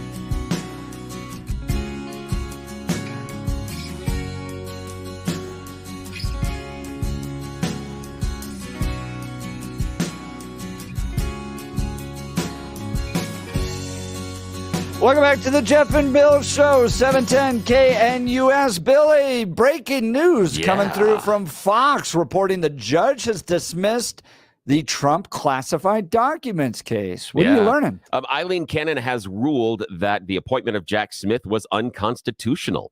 So she basically has said Jack Smith couldn't prosecute him because he was not put into power appropriately. This will be appealed immediately, and I'm not certain about this one. I'm not certain this one holds up. This ruling may get overturned because of the past. We got to put up our Chris Murray bat signal. Yes, we do. What does and this maybe mean? we can get Chris tomorrow morning to discuss this, but I can't even take a breath. The amount of news that's coming. This is crazy. And apparently, the Secret Service is briefing lawmakers on security failures during the Trump assassination attempt. Holy cow! This is nuts. All right, and the RNC convention, we don't know who the vice presidential pick's going to be. This is going to be a wild week. There's no place better to be than 710 KNUS. Speaking of the news, let's check in on the newsman himself, Blake Olson. Good morning, Blake. It's like drinking out of a fire hose. It is, man. I mean, that is huge. What you just reported on. Maybe Chris can call in the next 20 minutes. You think? He's not busy. yeah, it's just only charging $750 an hour. All right, let me see. Exactly. He said, no, that's huge. And then everything else that's going on, and the Secret Service, the FBI, and we're going to talk about right now. Great to have you guys back, by the way. If people are just waking up, Jeff and Billy have returned from vacation, and now they need a vacation. 77 and partly cloudy in Denver, expecting highs in the mid-90s. The 710 5-day forecast coming up. Our top story. Watch out.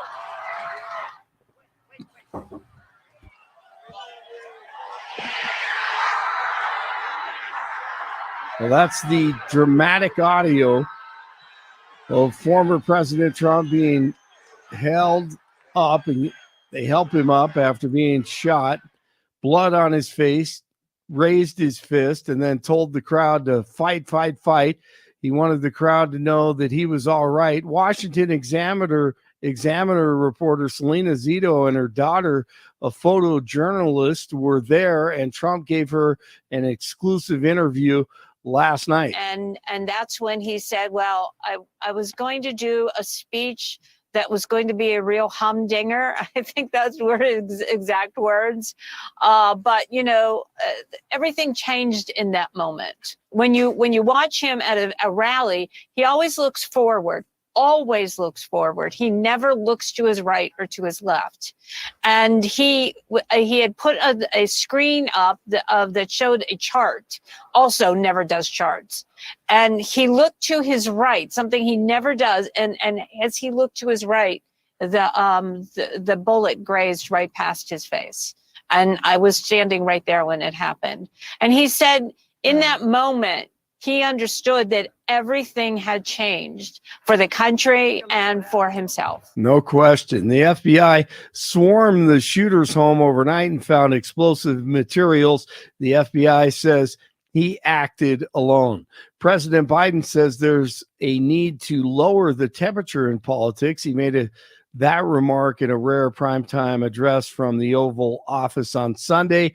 He noted that he talked with Trump and is grateful that he's doing well. Trump is in Milwaukee this morning for the RNC. Security has been dramatically heightened. The heat is on. Hey, real quick on that, Blake, I got to tell you, I saw the Romney operation from the inside, saw the Secret Service, and traditionally, with Romney, you get the guys with the suits and stuff like that. And then when Trump came to the summit in 2016, the Western Conservative Summit, he was guarded by guys fully camoed out with long guns. It was a level of security I had never seen for a presidential candidate before. No kidding. I think the threat level has always been much higher for Donald Trump than any previous candidate. They messed up big time. The Secret Service messed up big time on this. They messed up big time, or were they forced to mess up big time?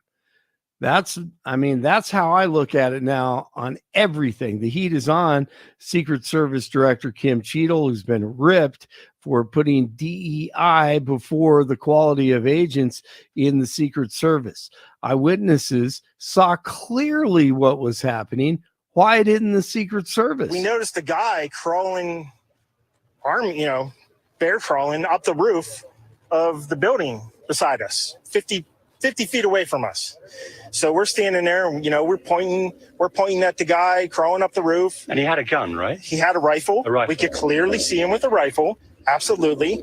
We're pointing at him. The police are down there running around on the ground. We're like, hey, man, there's a guy on the roof with a rifle. And the police were like, huh, what? Like they didn't know what was going on. We're like, hey, right here on the roof. We can see him from right here. We see him. He's crawling. And next thing you know, I'm thinking to myself, why is Trump still speaking? Why have they not pulled him off the stage?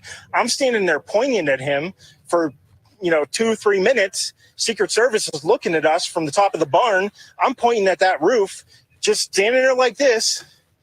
And next thing you know, 5 shots ring out. So you're certain that the shots came from that guy on the roof? 100%. And one of those shots hit true patriot Corey Comprator. He loved his family, wife, and 2 daughters. He was a firefighter, and the Trump supporter was shot and killed, 2 others critically injured. The bird flu outbreak in Colorado is spreading, and Dr. Christy Pavolonia heads CSU's veterinary diagnostic laboratory and says they are working to minimize the spread with quick quality testing from poultry facilities in the state. Why you're seeing it more in northern Colorado is because we have a big concentration of livestock operations in this area. So we're seeing it in domestic poultry and then also cattle. It appears at least 3 poultry workers have tested positive. They got sick at a commercial egg laying facility, but not enough to be hospitalized. Health officials have since tested 55 others, and those results could come today. Fitness guru Richard Simmons is dead at the age of 76. The LA Police Department responded to his home Saturday morning after a housekeeper found him unresponsive. Simmons appears to have died of natural causes after a day after his birthday. So I miss him. Man, I do and too. he's been gone for a while. Yeah. He kind of removed himself from the public square. And I get he was probably dealing with some health issues and didn't want to be seen in that failing state. But he was one of those, a lot of fun. He was goofy and a lot of fun, and that's the way it was back then. Yep. I mean, he was. I'm guessing he was gay. I don't know. I have no idea. But he was gay in the spiritual sense of it. Yeah, he was likable though.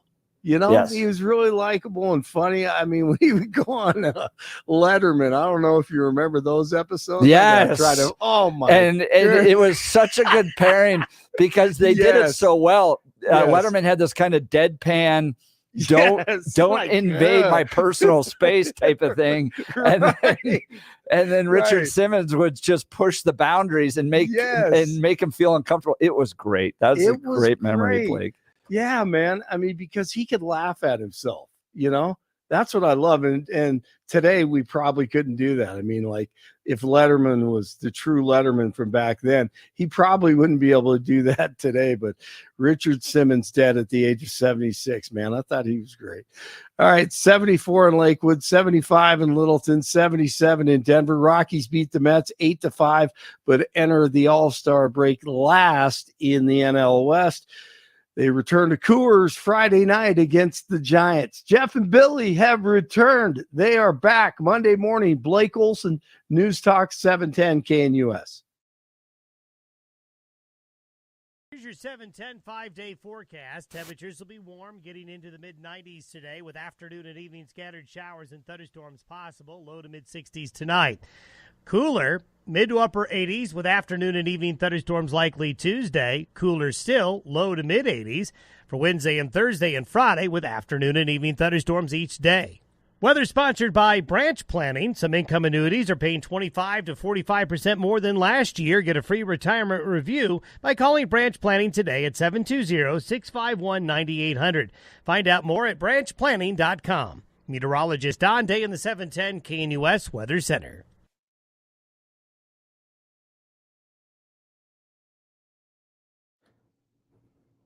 Now, before we get back to the regular part of the program, I have a confession to make. One of the worst things that I have ever done is ignore my pain. But I have found a team of professionals at Balance Wellspace that are making a huge difference in my life. I'm going to go see them later today, and I know they can help you too. Now, the daily pain, those deep aches that never go away, you know what I'm talking about. It's changed how you live your life. It's changed what you can do day in and day out. That's why I want you to meet my team at Balance Wellspace. This is Bill. And Balance Wellspace, what makes them different is they are a one-stop shop for what hurts. What makes them unique is you get a team of professionals that cover a wide range of wellness options for you. We're talking about chiropractic, neuropathy, physical rehabilitation, wave therapy, regenerative care, trigger point injections, and so much more. Plus, they have some amazing cutting-edge technology as well. Now, here's the deal. You go in there, you see them, you get a great evaluation, and then the entire team creates a wellness program just for you. It's custom created. And the best part, your treatment's right there at Balance Wellspace. One appointment, one time, one office, done. No more driving around town on Tuesday, going one place, Thursday going somewhere else, and then Saturday trying to fix up everything else. No, you got one place to go, and all you're doing is going from office to office to office as you move around Balance Wellspace. Plus, everything you need is right there.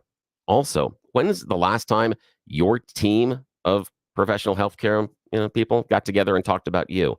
At Balance Wellspace, your team regularly discusses your progress. They reevaluate you, and they will make changes as needed because they're working as a team. Your other doctors aren't talking to each other.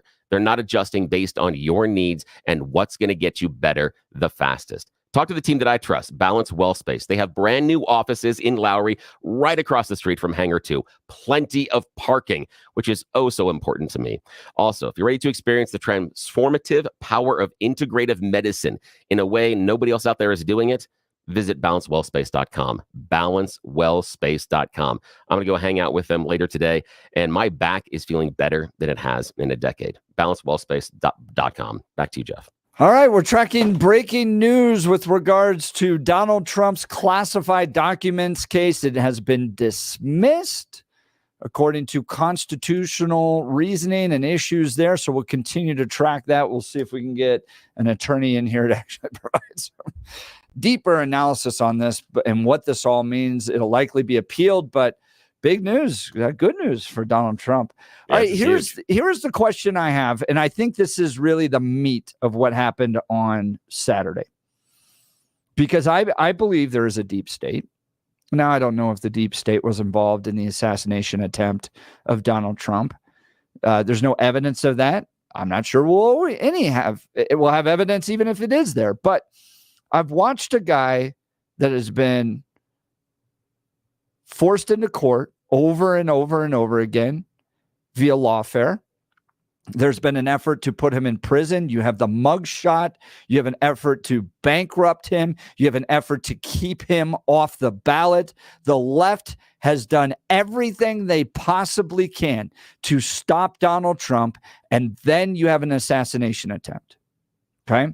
Now, Donald Trump gets up in an incredible moment of courage and yells to the crowd, "Fight. Fight." He's got blood on the side of his face. It is incredibly powerful. Now, he doesn't know who shot at him, why they shot at him. He doesn't know any of those details. He just knows something's happened that threatened his life. He gets up in what I think are Donald Trump's last words. If he was going to say his last final words to this country, it was fight. Now, who is he asking to fight? And what is he asking them to fight? That's what I would love to hear. I think there is something so much deeper here. And I want to hear from the listeners of 710 KNUS as to whom Donald Trump is talking to and what is he asking them to fight. Give me a call, 303-696-1971, 303-696-1971, or text us on the 710 KNUS app. Let's go to Rusty in Denver. Rusty, you found something kind of interesting about the shooting over the weekend. What are you thinking? Well, just a little tidbit, little context first. I think most people would consider Bill Barr, former Attorney General, maybe twice, to be a fairly honest actor in these times and in various things. He was Trump's Attorney General, and then he's come out and roundly criticized Trump. During an interview on Fox News, he was asked, do you trust the FBI to conduct an investigation into this assassination attempt?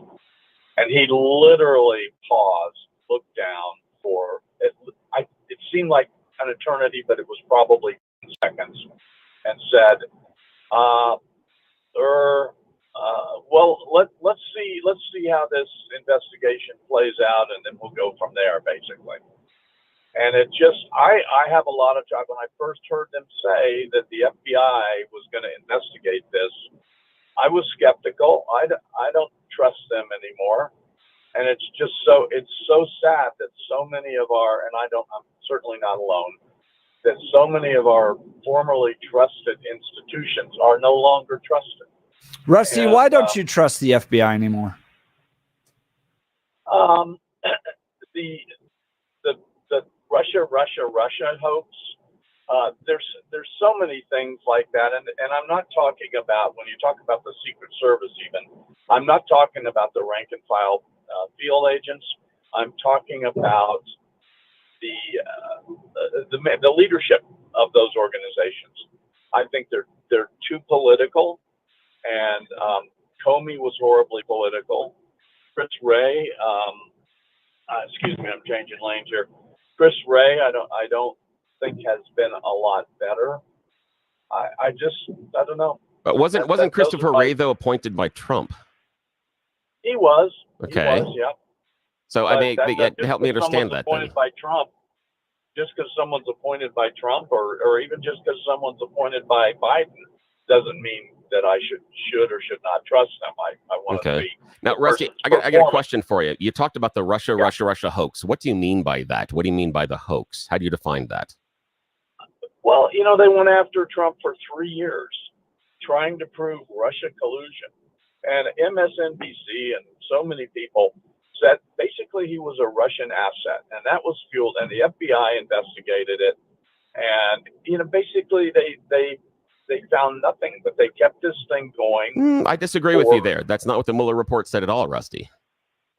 What did the Mueller report say? Mueller report found that the Trump campaign and Russia were sharing information. It didn't rise to the level of criminal collusion, but were they coordinating and sharing information? Yes.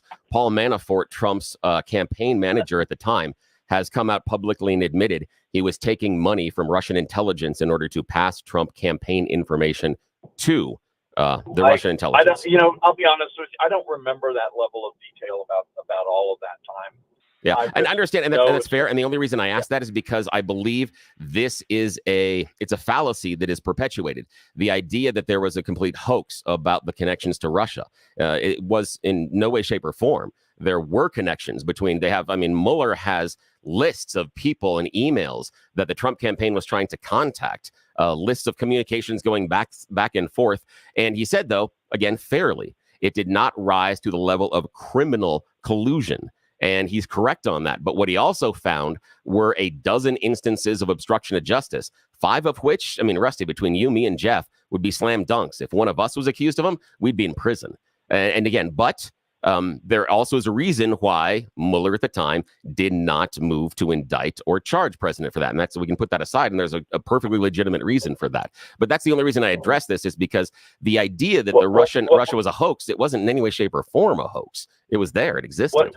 What is the legitimate reason? I didn't call to talk about the Russia, but then let's set it aside. Let's set aside the Russia. I just want to correct that. The idea it's a hoax is not. It's not necessarily a hoax at all. Yeah, but they propagated this charge against Trump, and they went with it. Yeah. Your characterization of them saying he's a Russian asset and stuff, yes, that is absolutely correct. It was a mischaracterization and way out of bounds. You're absolutely correct on that one. Yeah, continue. I'm not sure, and I wouldn't be able to say that the FBI said that, but the FBI does things, and then the media, the left-wing media in this case, takes it and runs with it and amplifies it. Yeah, that's fair. And that's what happens. All of this starts with it starts with politicians and prominent people saying things, and then it continues and is amplified by the media. But I will, Rusty, I want to ask you this, though, and Billy, too. Yeah. I'm looking at a Pew Research poll right now of Republican trust in government. Historic lows. Sure. I mean, it is below anything the Democrats have ever gotten down at the bottom. I mean, it is in the basement right now. And I think go ahead, Rusty. I'd have trusted my daughter with Ted Bundy before I trust MSNBC to tell us an honest story. That's funny. But it's just, they're terrible. They're horrible. And they create so many of the problems here. And with Biden's cognitive abilities, they hid it and they covered it up and they covered for him for years. Are you still there?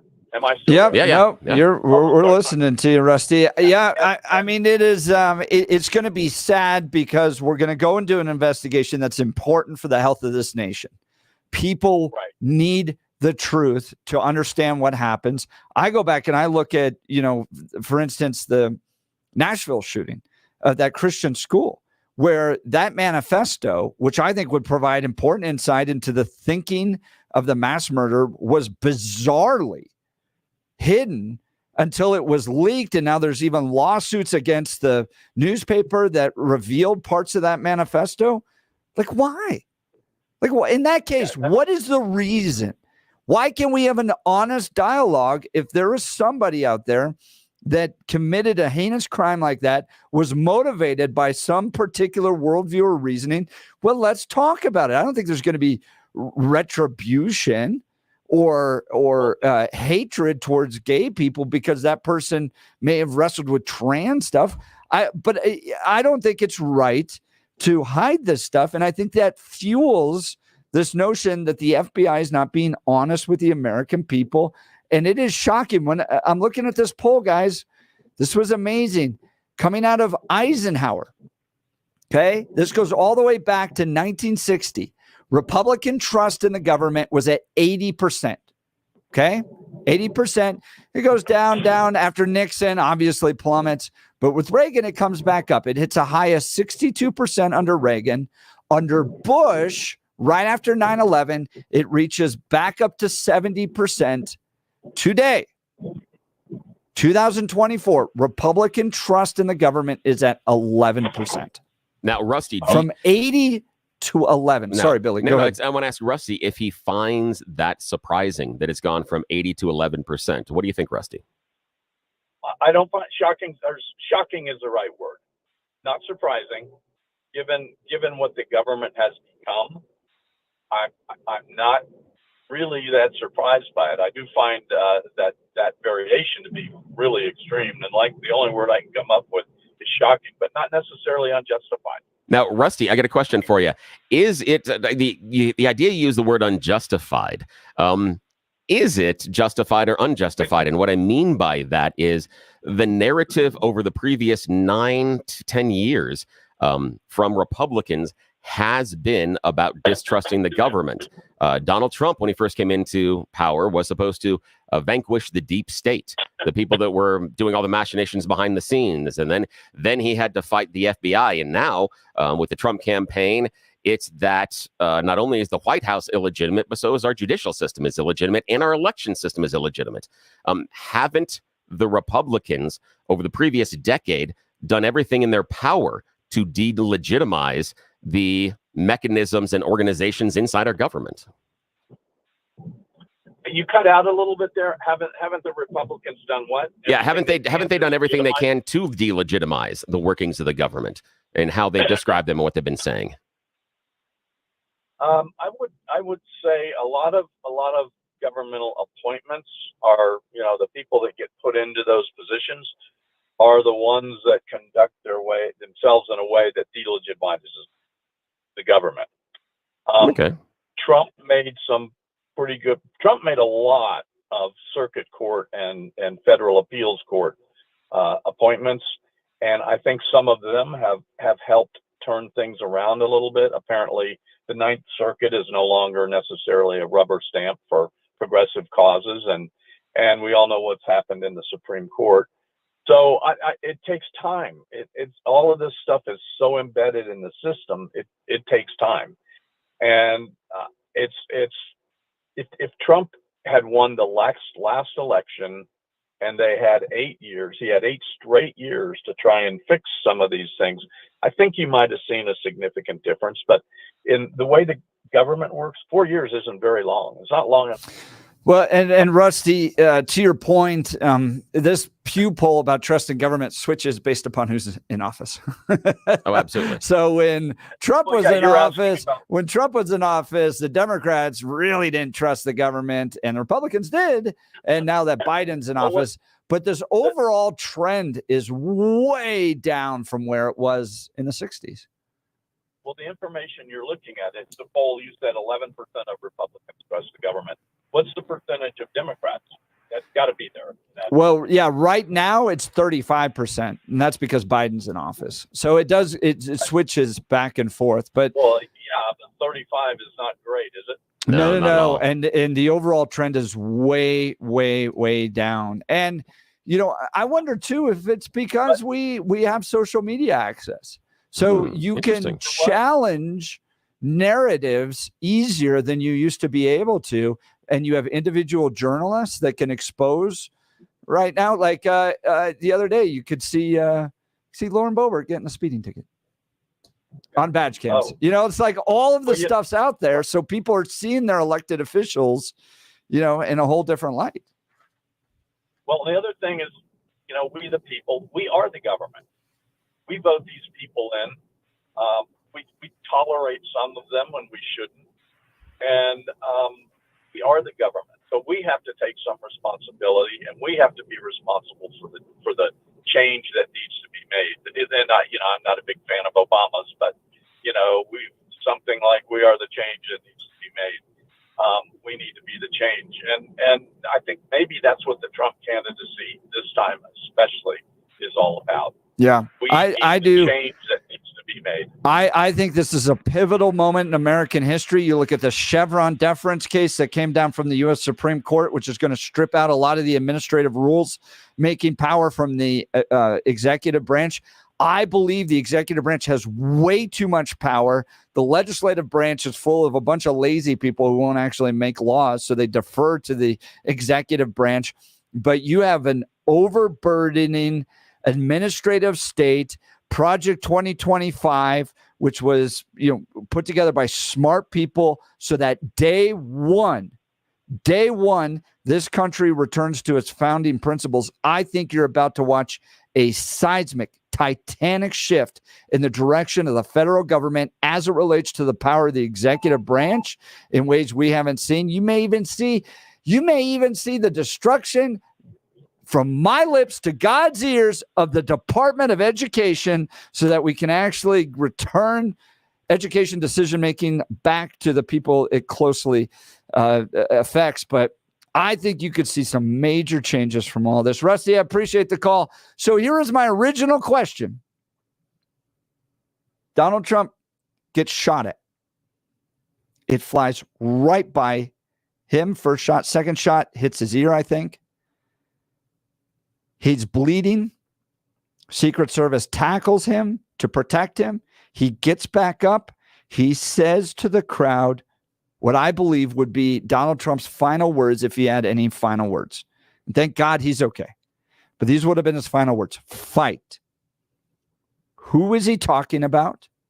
Who did he want to go fight? And who did he want them to fight? some text messages here. Good one from 8422. Jeff, fight for the United States. Fight for our freedoms. Fight for individual rights. Fight for the fundamental changes, or fight the fundamental changes they keep pushing to transform our country into something we don't even recognize anymore.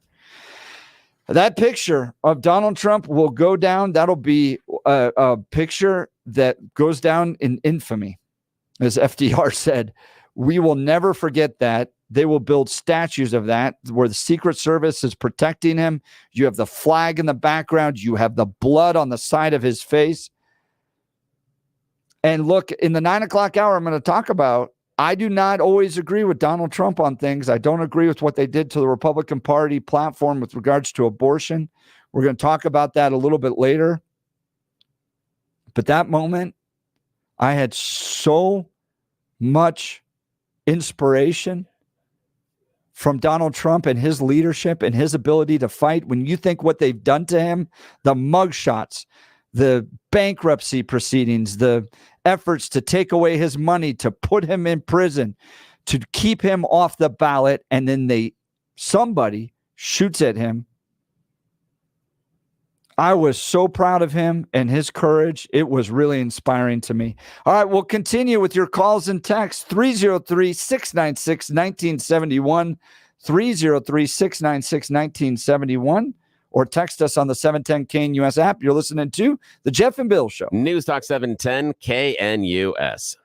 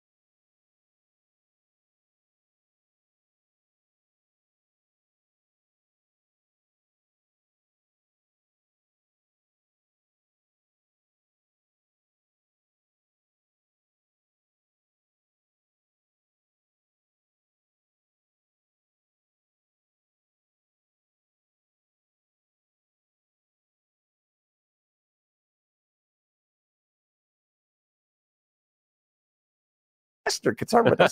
No protests. I was like, what the? Like, how do you get that bad? So maybe, to be fair, maybe it was that time in which they were downsizing things. They could actually send a reporter. Right. They just pre-wrote the story and then just published it later. Exactly. I'm just, then maybe that happened to me in the opinion piece before, too. Yeah, exactly. So one time before, too, the Denver Post wrote this big editorial about how Christians were abandoning their faith to join Donald Trump and all that stuff. And they interviewed me to talk about it and then published the piece like 20 minutes later. Oh, jeez. So you're like, all right, this was pre-written. You just needed you just needed the 2 sentences from me, and then you just we drop them spoke in. with Jeff Hunt, who has abandoned his faith to support Donald Trump. Okay, great.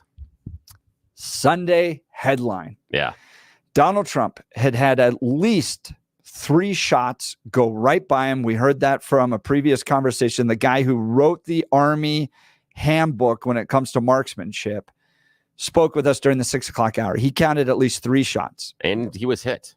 That's important too in this. That is important. The fact that the former president was hit. Yes, that's important. There's an effort to take the life of a former president.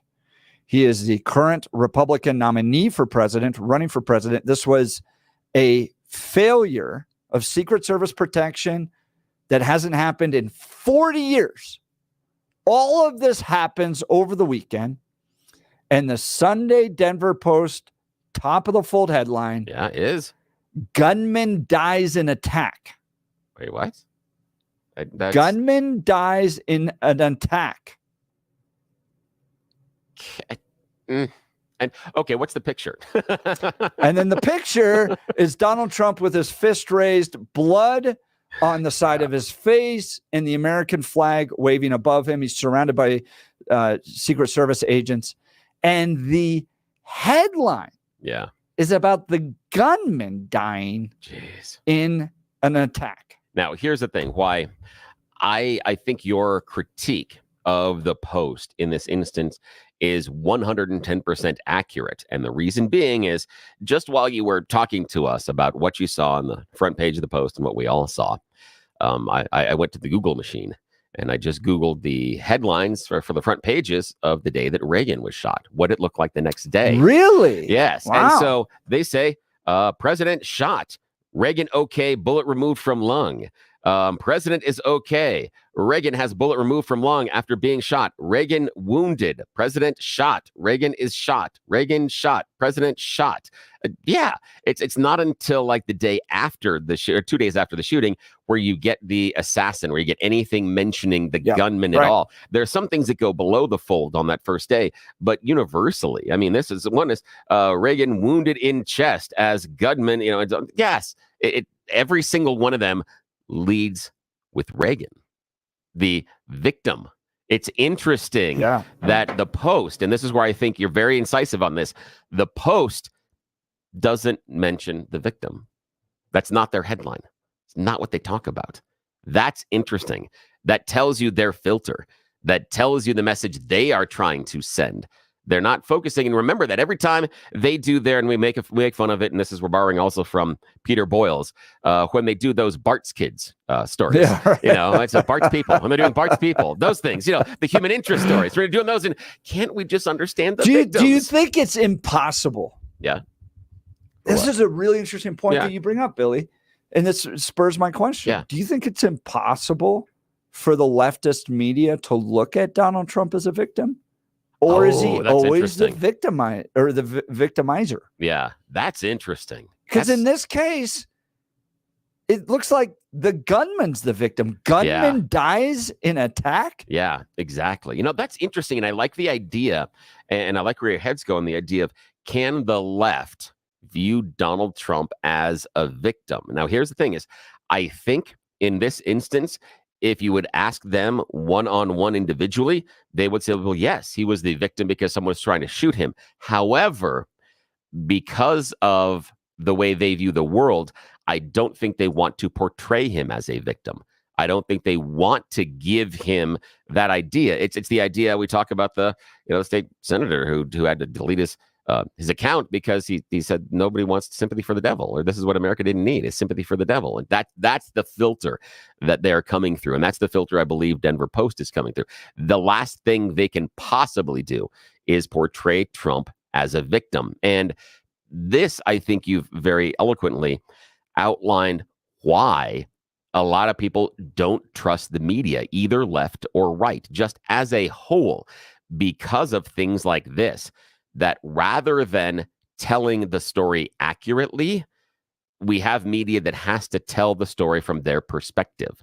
And that's what you have in that headline from the Denver Post. I think their perspective. it's their perspective. Yeah. And that's wrong. And that's wrong. That's not what they should be doing. Their job is to tell us what's going on in the world, and then we give perspective. But Billy, I'm going to take. Yeah. I'm going to put on my Kyle Clark sport jacket. Ooh, it fits nicely. Get ready, baby. It's great when you have a wardrobe. It's great. That's Billy, it is our job as journalists to not provide both sides, because oftentimes one side is lying, one side is wrong. Is it our job as journalists, Billy, to not provide both perspectives, but to provide clear truth? Yeah, that's what he would say. Yeah, the thing is yes, it is the journalist's job to provide clear truth. However, you can't get that without both sides. But the argument is, by just giving both sides, it doesn't mean you're giving truth. And as I talk to you and you in your sport jacket, what I'm going to do, Mr. Jeff Clark, is that like that? My gosh, it's like I'm going to have a nightmare tonight about the fact that I'm in a relationship with him and I've taken his last name. In a cold sweat, like the choices I've made. You're going to wake up with night terrors. So the problem is that fundamentally the headline for the Denver Post isn't providing truth. It's providing only one side. And that's the problem with it. If the idea of journalism, and it is to provide clarity and truth, we talk about this, that I was taught in school when they had to shape my young skull full of mush about journalism, that the journalism talks to one side, then talks to the other side, and then looks at what's really happening. Too many people have forgotten the look at what's really happening part of it. The example that was always given to us in class is, you've got someone that just ran into class, and outside they say, there's a pack of lions outside trying to kill everybody on campus. And then someone else runs in and goes, no, it's bears. Bears are trying to kill everybody. It's your job to write down lions, bears, and then walk outside the door and look to see what is actually happening. That's journalism. Too many people have forgotten that. And the Denver Post forgot that, because that headline is not journalism. That headline offers their filter and their perspective about the incident. That is not what they should do, especially not in that headline. The headline should be grabbing your attention. Gunman shot doesn't grab the attention as much as Donald Trump or former president victim of assassination attempt, things like that. And again, that's a much sexier headline. But we can see where the Denver Post head is, and we can see what their motivation is based on the headline they chose. You still have a subscription to Denver Post? Okay. I have no subscriptions, and this is my thing. I have no subscriptions to Dead Tree Media. None. Really? Don't. And it hurts me because I grew up as a newspaper kid. Yeah, right. I love newspapers. There's nothing more satisfying to me than opening up that newspaper and going through it. I used to love getting the ads and running through the ads on the weekends. Love the comics. There is so much about news and why I'm doing this job that comes from my love of newspapers as a kid. But now, sorry, newspapers suck. In the grand scheme of things, they're awful as far as what shows up on my doorstep. So I'm not going to pay for Dead Tree Media. I don't do it anymore. Juliana from Fort Lupton's got a funny tweet. It could be worse. Or she texted us, sorry. Could be worse. We could have had a headline that said, assault weapons shoots person at rally. That's very good. That's really good. That wouldn't be. Yes. Juliana, you're not too far off from what the media would actually be writing about this. Disgruntled voter. No, that's exactly it. That's exactly what it could have been done.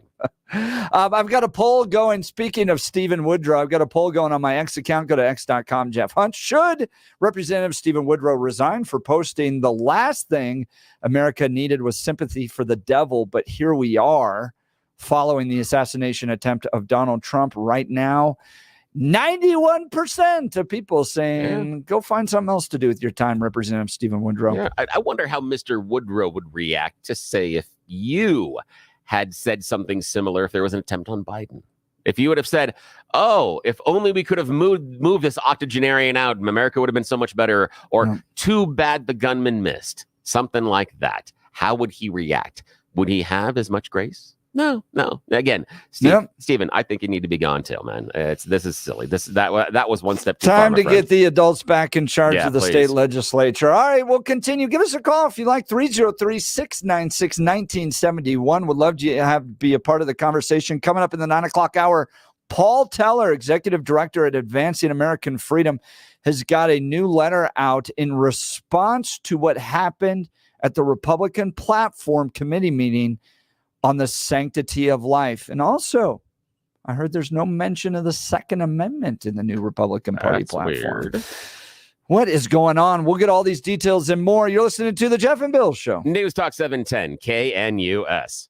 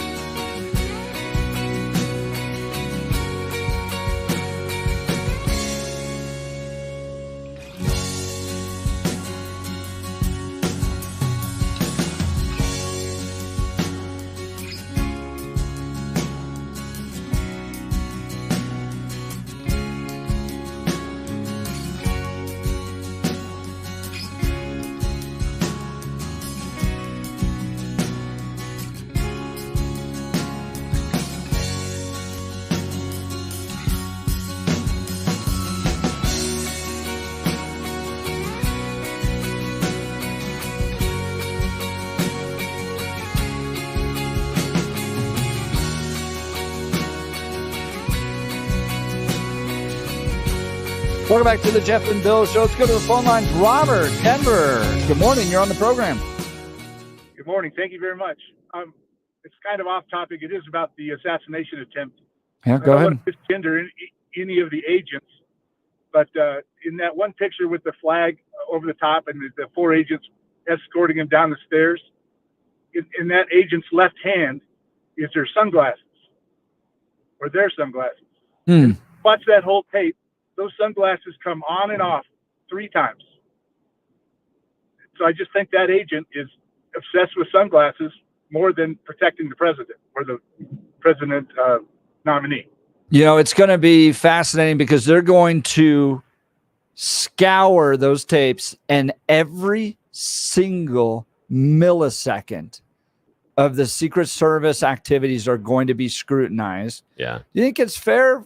I mean, look, I know that's their job, but man, every single second is going to be scrutinized for the rest of their lives. Yeah. And, Robert, what else I saw on that tape that I thought was interesting, just based on, friends that I have in the military, that the Secret Service allowed Trump to get back up, because if the Secret Service had not taken out the shooter, you're giving the shooter a second target acquisition possibility.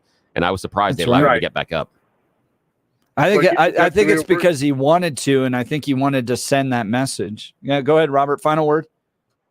Well, he just said that he wanted his shoes, and he wanted to definitely transmit a message that he was safe. But I just was so interested watching that tape and that agent and their sunglasses. Yeah, it'll be great point, man. fascinating. Thank We'll you. watch it. Robert, thanks for pointing that out. We'll continue to cover that. But coming up in the 9 o'clock hour, Paul Teller, he's the executive director at Advancing American Freedom. This is Mike Pence's think tank. And they're pushing back on what happened during the RNC platform committee last week regarding the sanctity of life. Are Republicans moving away from their commitment to the sanctity of life? No better person to give us the details on this than Paul Teller. So we'll dive into that. They're also promoting an alternative platform as it relates to the sanctity of life. So a lot to cover. Grateful to have him up next. You're not going to want to miss it. We'll continue with your calls and texts. You're listening to the Jeff and Bill Show. News Talk 710 KNUS.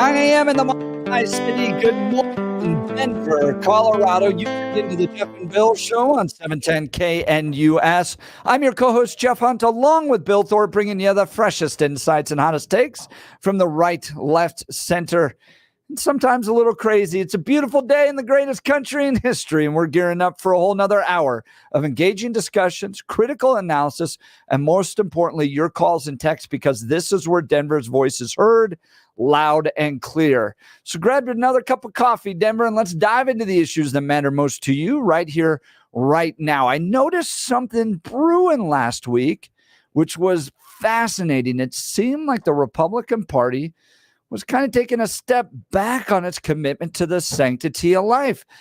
Wanted to talk more about this, so I contacted my friend Paul Teller. He's executive director of at Advancing American Freedom. This is Mike Pence's think tank. They've got a letter out about this as well, so you're not going to want to miss this conversation. This is behind the stage, backstage insight as to what's happening on the Republican Party platform with regards to its commitment to the sanctity of life. So don't miss this. We'll get to Paul Teller right after the news with Blake Olson. Good morning, Blake. Hey, good morning, Jeff. I appreciate it. 84 and partly cloudy in Denver. Expecting highs in the mid-90s. The 7-10 5-day forecast coming up. Our top story.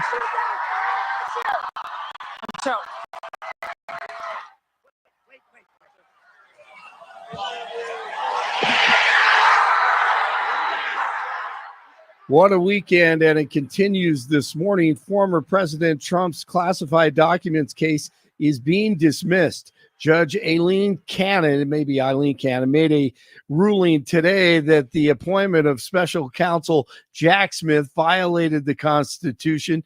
Trump was accused by the feds of taking classified documents from the White House as the lawfare continues against Trump, and it hit an all-time high last month.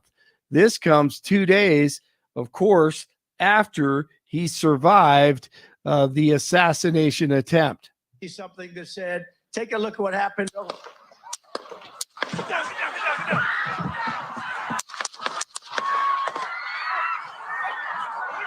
And Republicans kicking off the RNC this morning in Milwaukee as Trump arrived last night. Security has been dramatically heightened. Party delegates will select their presidential and vice presidential nominees and adopt a party platform. Now, Trump talked about the shooting and the effects in an interview with the Washington Examiner with reporter Selena Zito. He said he was going to focus on bringing the country back together. He thought that it was very, very important that in that moment, when that happened to him, he understood this is what he wants to do, what he's supposed to do. And he talked a lot about when he stood up, and there's that sort of iconic moment when he puts his fist up. And he told me that he really wanted to project to people. He said it wasn't about him at that moment. He wanted to project to those people, and he says he loves these people, and he wanted to project he thought it was important to project to the country in that moment that everything was okay, that he was okay and the country was okay. Did Secret Service Director Kim Cheadle drop the ball due to incompetence, or is it more complex than that? I know that we do have units involved on the exterior to identify these types of threats. And something went wrong. We know that. Before we start passing judgment, I just want to make sure that we review all the documents, the postings, interview, and find out what happened. Were they diverted for another reason from that area, which they shouldn't have been? Were there assets that weren't where they were supposed to be? These are questions that have to be answered. Frank Loveridge, former Secret Service on Fox News Channel. Former AG Bill Barr was also on the networks, and he says that making Trump out to be a devil has sparked the flames. And the bottom line, I think, is that when someone is demonized to the extent that Trump was being demonized, you're putting a target on them, and you're increasing the risk that they are going to become a target for someone who has a mixture of these factors, imbalance, some potential political element to it. They become the target. And what was concerning me was that, and I understand both sides, the people on both sides that engage in extreme rhetoric. Trump honored Patriot Corey Comparator on social media. He was the supporter shot and killed. He loved his family, his wife, and 2 daughters. He was a firefighter and cared just about all the people around him. 2 others critically injured. Fitness guru Richard Simmons is dead at the age of 76. Simmons appeared to have died of natural causes the day after his birthday. Some of the best TV ever was with Simmons and Letterman. Simmons would show up in his little shorts and muscle shirt and sparkles, and it was classic, man. He played the role so well. Welcome back to the program. You look great. You didn't mean it, did you? No. How you doing, Richard? Why do you think I aggravate you? Oh, I don't know. I'm not annoying at all. Look, I'm happy. I'm perky. Yeah. I'm here to see you, and I love you. Yeah. Now, listen. We all have to watch our portions, David, even you. You had the heart thing going, and you were eating too much. That's right. Went to the doctor. Yeah. Please don't. Please All right. stop doing that. And then now you're all better. Aren't you eating better? You're starting to look like Pauly Shore. So once again, he was 76, Richard Simmons. 79 in Castle Rock, 81 in Westminster, 84 in Denver. Rockies over the Mets 8-5. They enter the All-Star break last in the NFL, in the NL West. They return to Coors Friday night against the Giants. Jeff and Billy have returned Monday morning. Blake Olson, News Talk, 710 KNUS. Here's your 7-10 5-day forecast. Temperatures will be warm, getting into the mid-90s today with afternoon and evening scattered showers and thunderstorms possible. Low to mid-60s tonight. Cooler, mid to upper 80s with afternoon and evening thunderstorms likely Tuesday. Cooler still, low to mid-80s for Wednesday and Thursday and Friday with afternoon and evening thunderstorms each day. Weather sponsored by Branch Planning. Some income annuities are paying 25 to 45% more than last year. Get a free retirement review by calling Branch Planning today at 720-651-9800. Find out more at branchplanning.com. Meteorologist Don Day in the 710 KNUS Weather Center.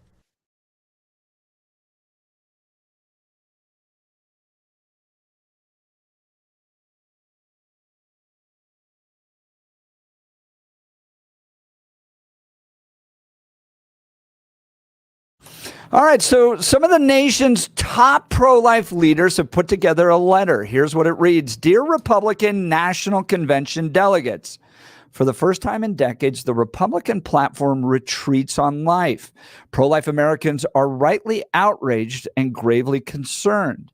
As drafted, the platform removes longstanding Republican promises on life, from prohibiting taxpayer funding for abortion to a constitutional amendment to specific protections for unborn babies. It lists a whole series of dates about when the platform started to make its commitment to the sanctity of life.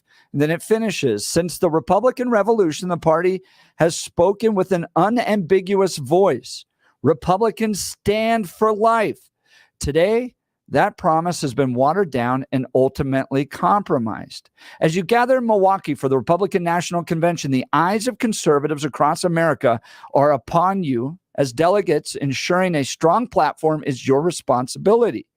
You are the grassroots conservative leaders entrusted by the conservatives of your states to represent their values at the national level. This is the last opportunity to restore the Republican Party's strong pro-life platform.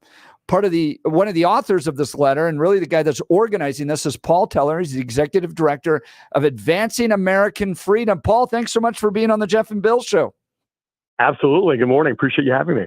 So let's dive into what happened last week at the RNC Platform Committee with regards to the sanctity of life. Can you give us some insight?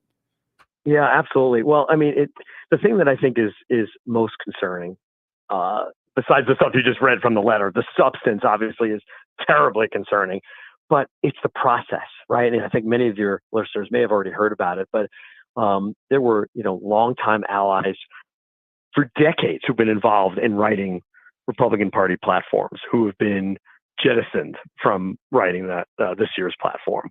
There were people who were, as from what we could tell, in their seats on the platform committee, and were then kind of told, hey, actually, thank you so much. Your service is no longer needed, mainly because they would push for, stronger, increased pro-life language and other policy language. So it just looks like, not exactly sure who, wish I did, but just folks on the inside in Republican leadership are just feeling like to win, we somehow have to be soft on life, which just,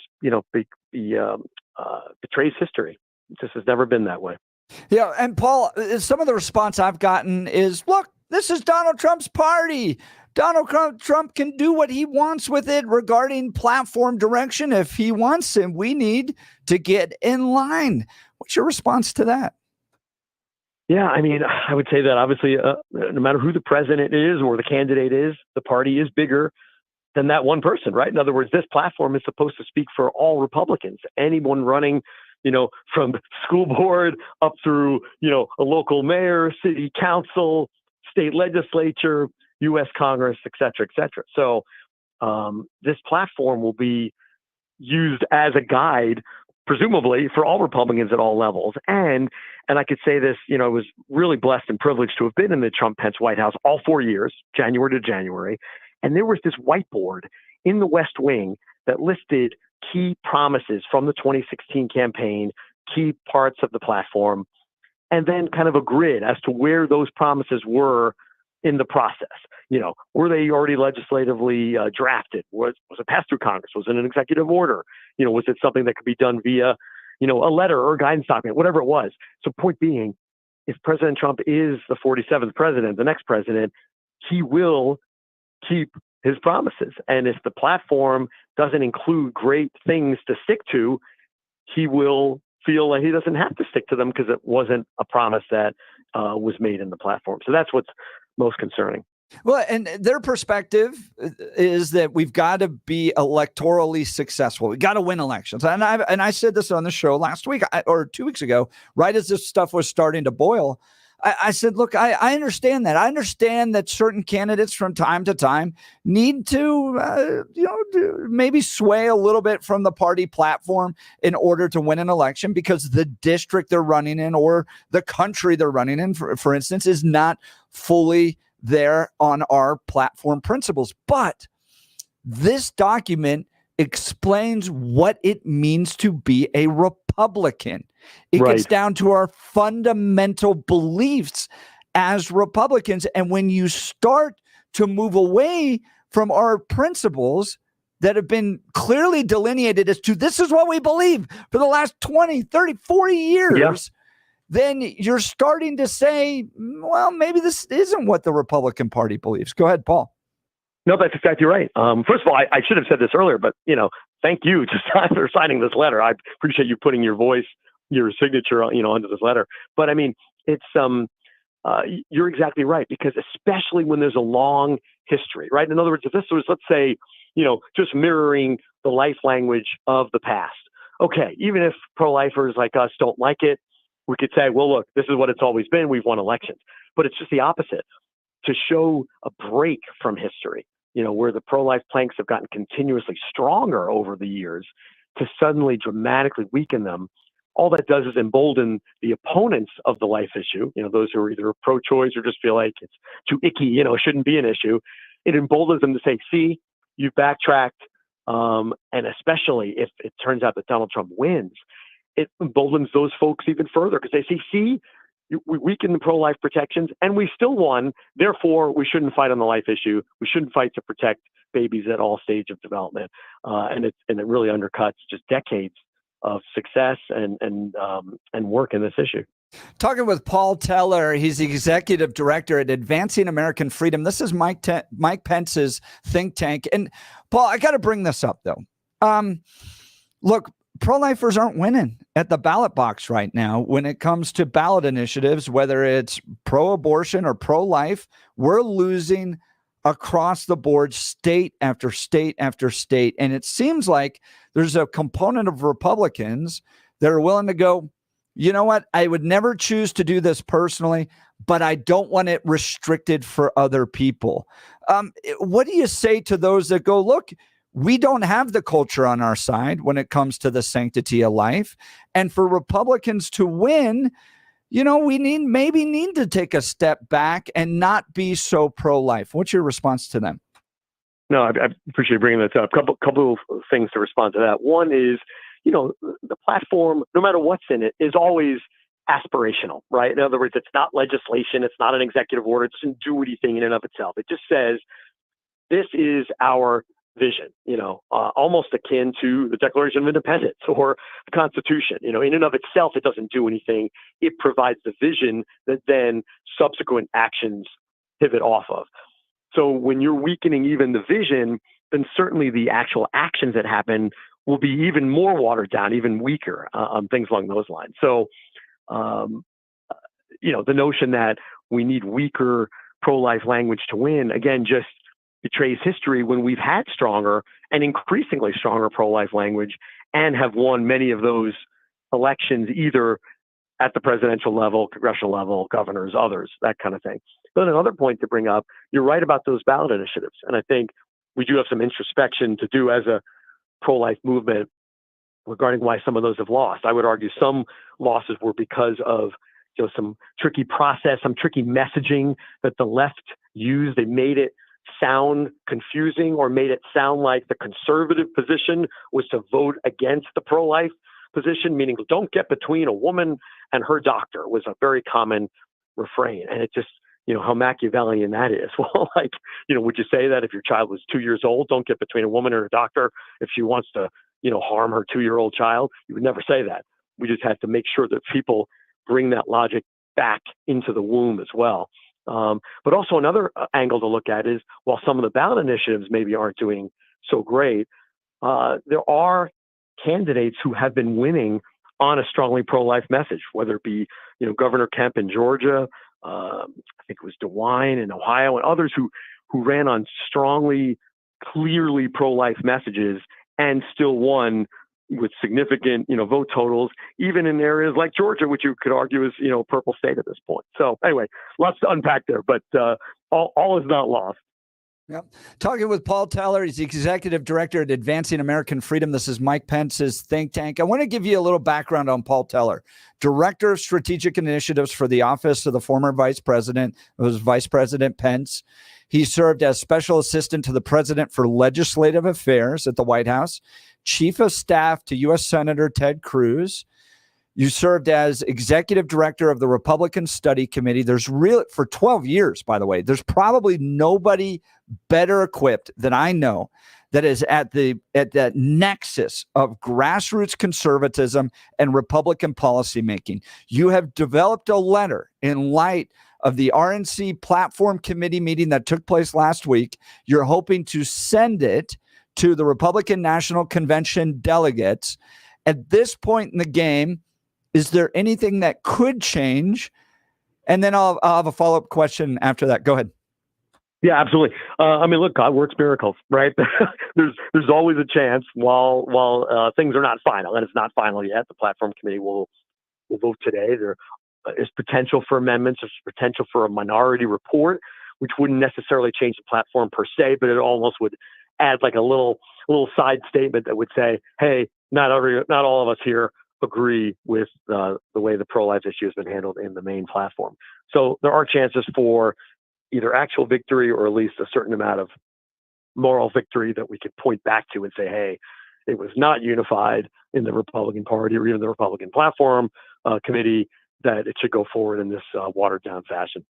So let's say that doesn't happen. What are pro-life Republicans to do after last week's platform committee and the idea that they may pass today a watered down version of the Republicans' commitment to the sanctity of life?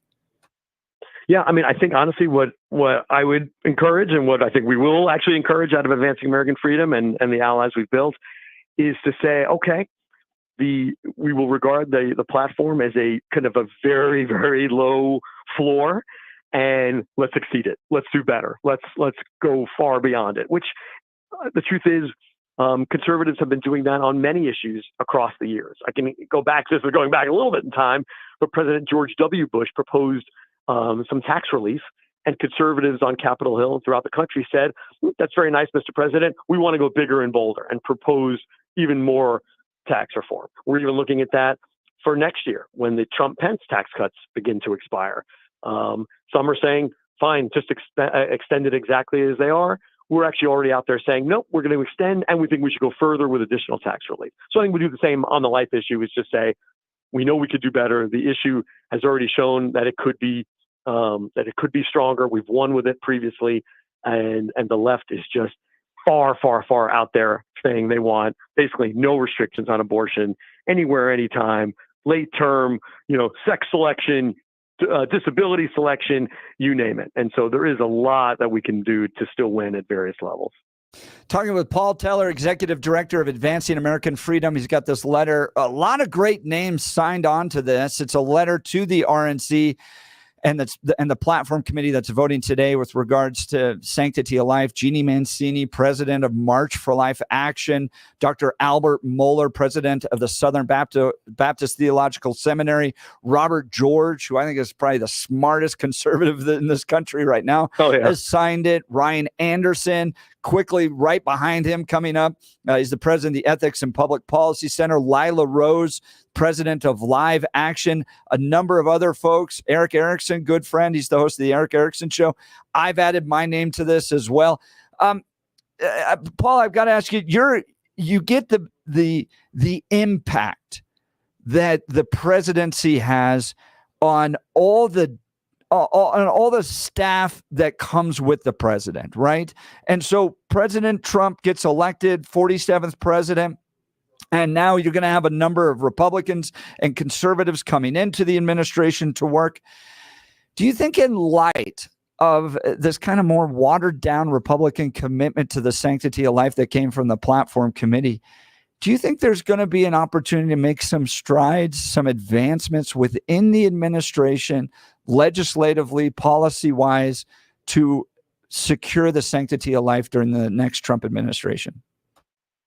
I mean, let's face it, this platform will create some headwinds, but, we have to be optimistic as conservatives that there still are battles to be fought, battles to be won. There are a lot of playing fields as well. In other words, that's one of the things we did in the Trump administration, I think, so well, was really just fire on all cylinders throughout all the different agencies, work with state and local partners, governors, et cetera, et cetera. So yeah, my dream, vision, whatever the word is, would be that great allies are still going into the administration, in the White House and throughout the administration, throughout the agencies, that kind of thing, throughout the country, and would use their hard-fought victories of the past, their beliefs, their principles, Constitution, Supreme Court decisions, et cetera, as energy, as fuel to say, we're gonna keep fighting. We could do it. We can get some wins despite some of the headwinds against us. Now, Paul Teller, Executive Director for Advancing American Freedom, joining Jeff and Bill live. Good friend of Jeff Hunt, has no idea how weird I am. Just a little bit of background, Paul. I am the unaffiliated one. I am the outlier, not only on this station, but also in talk radio. I have not been affiliated with a political party for more than 2 decades. And personally, I'd burn them both down if I had the chance, but nobody wants to give me the gasoline in the matches. But question I've got for you on this one is the idea of, is Donald Trump crafting the Republican Party into the MAGA party? Is this just another movement where this becomes more of a cult of personality around the standard bearer that the Republicans have chosen right now, and he's going to remake the party in his image, rather than, in my opinion, coming to the table and finding, like Ronald Reagan did, the best things about the party and then magnifying them? Your thoughts? Yeah, great points. Obviously, look, I certainly hope not. Some of the greatest victories of the Trump-Pence years were policy victories, right? They were not necessarily just fun rallies, although those are fun. But the things when we look back at the 4 years that are so proud of are the policy wins, whether it be trade agreements, tax reform. Despite the fact that we couldn't fully repeal Obamacare, we still chipped away at that thing every way we possibly could, et cetera, et cetera, et cetera. And obviously, key pro-life victories and others. So Yeah, so I would imagine the president will remember that. People around him will remember that. And would he be elected the next president of the United States? He will want victories, right? I mean, he'll want victories on the Hill. He'll want victorious executive orders on policy. And so it's not just about kind of things that feel good and look good at a rally, but it is actually getting down to policy for the American people. So yeah, I'm even hopeful that the policy will remain, the party will remain a policy party. Now, you may not be familiar with some of the machinations going on here in Colorado, and there's been somewhat of a internal Republican civil war over many MAGA party lines. We even have a website here in Colorado called Rhino Watch, where they routinely take people that are registered Republicans and then quote, and I'm using air quotes, out them as rhinos in name only. Can you talk to me about how that impacts the party? Because again, I'm the unaffiliated one. I feel in order to win, you've got to make the tent as large as possible. And I see kind of a push me, pull you, to go back to Dr. Doolittle here, that there has been a push to purge many anti-MAGA or at least questionable MAGA people out of the party. But at the same time, now we have this push me, pull you of I would say the MAGA wing of the party, trying to tell the core Republicans, no, we need to change this core philosophy of our party in order to broaden the tent. What I'm saying is, at times I see them trying to shrink the tent, but then I see them this way on a game board trying to expand the tent. They're trying to take away a possible attack line from the Democrats. What are your thoughts about that? Yeah, I appreciate it. Well, again, can't speak to the exact details of the Colorado situation, but I think what conservatives have always prided themselves on is you make a big tent by sticking to principle and clearly defined, stable principles, policy proposals, things that are the same, that you could look at and see a continuity. It doesn't mean that things don't evolve and change as events change, times change. But basically, there's a core bedrock of principles, starting, of course, from Declaration of Independence and the Constitution, and then moving through time. And you bring people in that way by showing them, hey, these principles are actually pretty attractive. They're winning. They're consistent. They bring human flourishing more than other principles, and they lead to great politics also, right? I always thought sticking to great principles, great conservative, constitutional, faith-based principles leads to great politics as well. What some folks are doing it in reverse. They're trying to say, hey, let's water down our principles, our policies, the things we're going to do and say and promise, and somehow that will magnetically attract more people. I'm just not seeing it. It feels like just the opposite, that could turn away people who have spent years, in the trenches as principled, hard-charging activists. Say, well, why should I do that? In fact, I was just at a conference in Nashville last week, conservative conference, and there was a lot said in the chatter of the crowd of, I may vote for Donald Trump. I'm going to, but I don't know that I'll work hard for Donald Trump. And see, that could be a huge problem, right? Because we need Donald Trump not to just get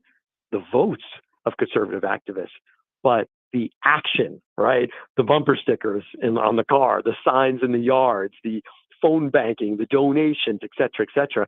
And some folks were feeling a little downtrodden from the pro-life planks and other parts of the platform that maybe they'll back off on that activism this year, which is very scary. Oh, that's interesting, because I'm looking at this through a sports analogy where you may bring in a new coach or say, hey, here's the other coach and he's going to bring us back to glory. But if his message doesn't get the players excited, if his message doesn't get the fans excited, it doesn't matter. And that's kind of what I'm hearing from you, that there are some people that may be sitting on the sidelines and they might not be so excited about pulling up those pom-poms. They may not want to show up at the big game in order to make sure that the turnout is there. Yeah, no, that's right. That's right. It would be the equivalent of like, buying some tickets for your favorite sporting event, but not actually showing up. You might say, well, okay, the team still got the revenue from the tickets. That's great. But if they don't have the fans in the stage, the likelihood of that home team winning just drops dramatically because they don't have the support. So same kind of thing. I know it's not a perfect analogy, but it really is similar. It really is, especially in Denver, because it just outlines all the struggles of Rockies fans. That's what Colorado Rockies fans go through all the time. Right. Yep, that's exactly what it is. Talking with Paul Teller, he's executive director at Advancing American Freedom. That's Mike Pence's think tank. You served in the vice president's office. Paul, we're getting breaking news that today is the day that Donald Trump is going to announce his vice presidential running mate. What makes for a good vice president? Oh man, that's a great question. And obviously, no insider knowledge here in terms of who it'll be, but I can tell you, having served with Mike Pence when he was a congressman, when he was vice president, but I wasn't directly in his office, and then when he was vice president and I was directly in his office, and then in his post White House capacity here at Advancing American Freedom, I've seen what makes a good vice president, and what it really is a man who's got a bedrock of principles, who based on the Constitution. He's got a moral compass, so he could guide those principles into action. He's got a vision. He's a great vice president should say, this is where our administration should go. I'm going to advise the president of that. I'm going to do all I can at his direction, of course, to bring about that vision.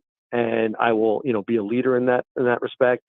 And then also just the ability to, build consensus, right? Because that's also something Mike Pence was fantastic at. It wasn't just, hey, Mr. Trump, I think we should do this. And then he sat on his hands. It was, I think we should do this.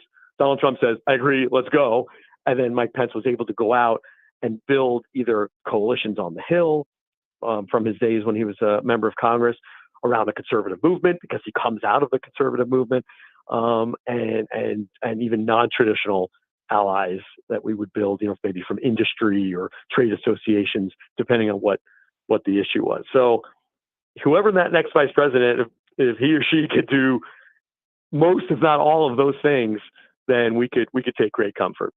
Gosh, we sure appreciate you providing us such critical insight from your background, your experience.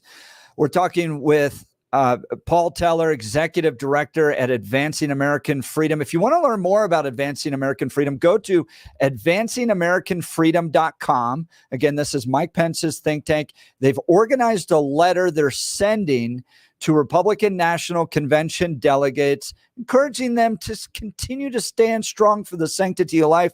We'll watch that news. But Paul, would love to continue to call upon you to be a resource. As I said, you are that nexus of the grassroots conservative movement and Republican policy development. We really appreciate you being on the Jeff and Bill show today. Yes, thank you. Really appreciate it. Great honor. And we'll see you again soon. Again, Paul Teller with Advancing American Freedom. You can learn more at advancingamericanfreedom.com. That was a fascinating conversation. Just coming across the wire, it looks like Donald Trump is going to name his vice presidential candidate today. We'll continue to track that if it happens before the end of the show. But this is going to be a big day. My goodness, the news continues to keep coming. Now, if he doesn't do it with like a big paper, sign, and the guy rushes out and breaks through it like the high school football players, and there's pyro, and so I'm going to be disappointed. It'll confetti be cannons. it'll be a show. You know it I will know. be. That's what I want to see. How much of a show can you do WWE, bring them out. Exactly, ring robes and everything. That's what I want. Do you have a pick? Oh, here's the thing. I think strategically the smartest pick is Rubio, but he won't make it because Rubio has to. No, and this is the reason why I think that strategically it's the smartest, because I think that's the one that is most amenable to those squishy, unaffiliated voters and possible Democrat voters that don't like Biden. I think that would give them. Yeah, I do. I think he would be the guy, and I think he would do well against something like Kamala. I think Burgum and I think JD Vance are awful I don't choices. get the Awful excitement choices. around JD Vance. Maybe I'll either. come around Burgum. I don't. I am all in on Tulsi. Tulsi, Come yeah, on, there's Tulsi! no way. There's no way. There's no way he does. I Pick really Tulsi. like her. She's come to the summit I do multiple too. times. I think she would be wonderful, but she can't pick her. He can't pick her because she's outside of the tent. She's not officially a Republican. You can't, and that would be. Oh, you think what we were talking with Paul about? Tulsi. I know, but you think what we're talking with Paul about was like a sacrilege? Oh Lord, you pick someone that's not. Wow, I remember how crazy it was when Gore picked Lieberman. They were like, what? I remember that. And that was like, huh? And then this picking Tulsi, while you are correct, that's probably the strongest running mate he could pick. I don't think he would be I like allowed Ben to. Carson, too. I like Ben. No. Ben's a wonderful dude. Oh, yeah, wonderful dude. But his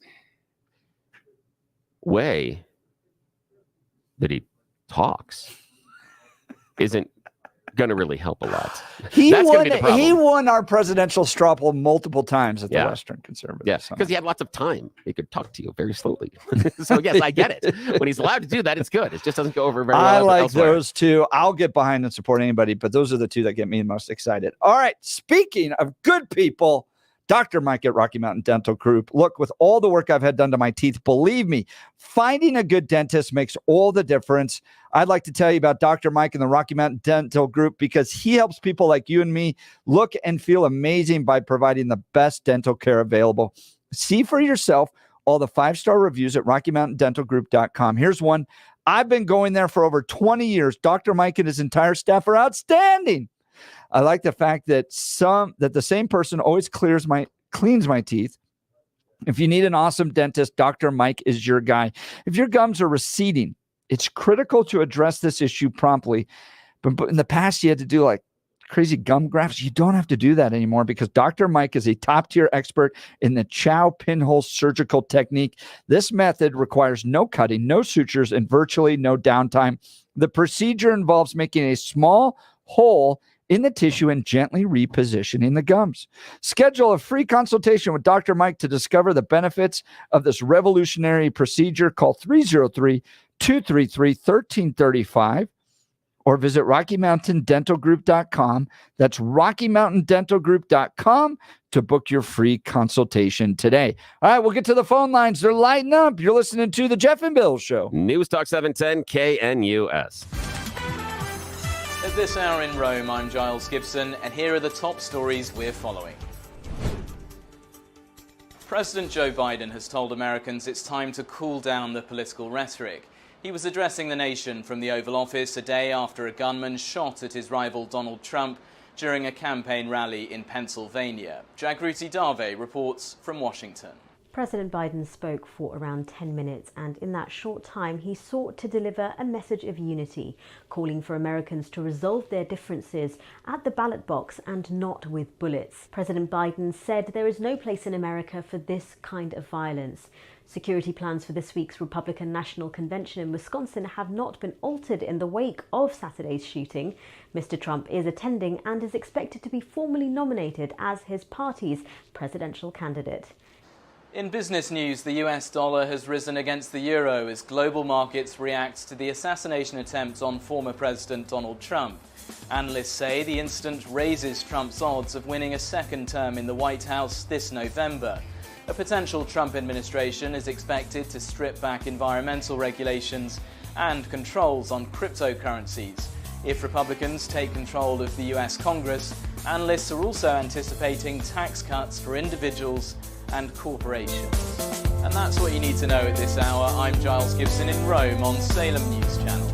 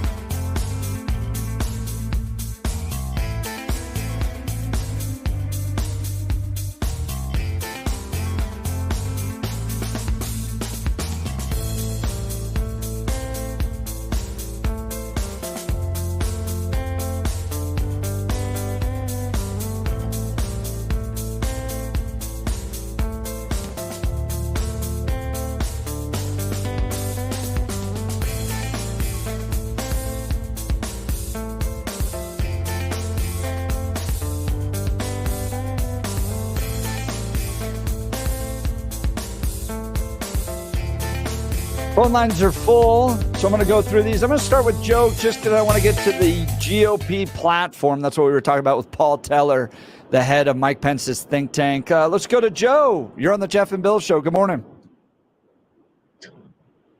Oh, me? Hey, guys, that was quick. Good morning. Yeah, well, I hope that the change in the platform and this direction that Donald Trump is going to go with unity is maybe a way to push some of these culture war issues off to the side, because both parties have weaponized them and both parties are driving this country into the tank. And I just hope, we got to realize, we are all Americans. You have to realize sometimes that one man's freedom is another man's tyranny. And when you assert your rights and your desire for freedom, you have to look around and realize that not everybody has that exact same worldview you might have. And yeah, but with regards to abortion, Joe, you got a human life. I mean, we can talk all about freedom. You want the freedom, all that stuff. But there's human life there. And when you engage in the practice of abortion, you murder and terminate a human life. Well, and that's a perfect example of one of those areas where half of the country would disagree with you, Jeff. And, I'm one of them.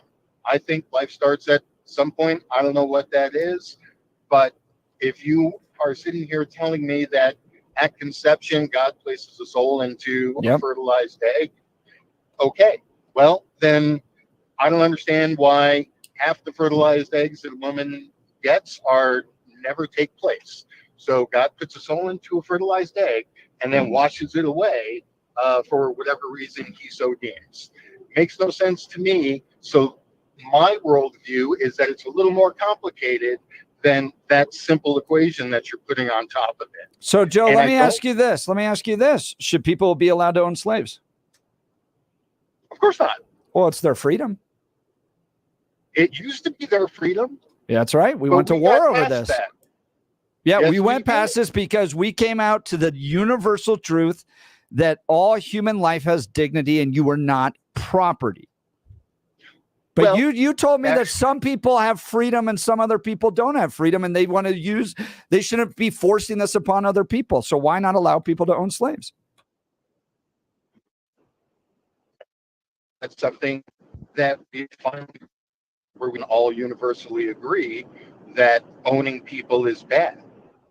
Now, as you sit here and tell me about the sanctity of life and your previous guest, I couldn't help notice, and I've complained about this to you guys before about the Right to Life Committee. You're certainly not interested in raising anybody's marginal tax rate to help fund making sure women aren't put in a difficult position where they have to consider whether or not to get an abortion.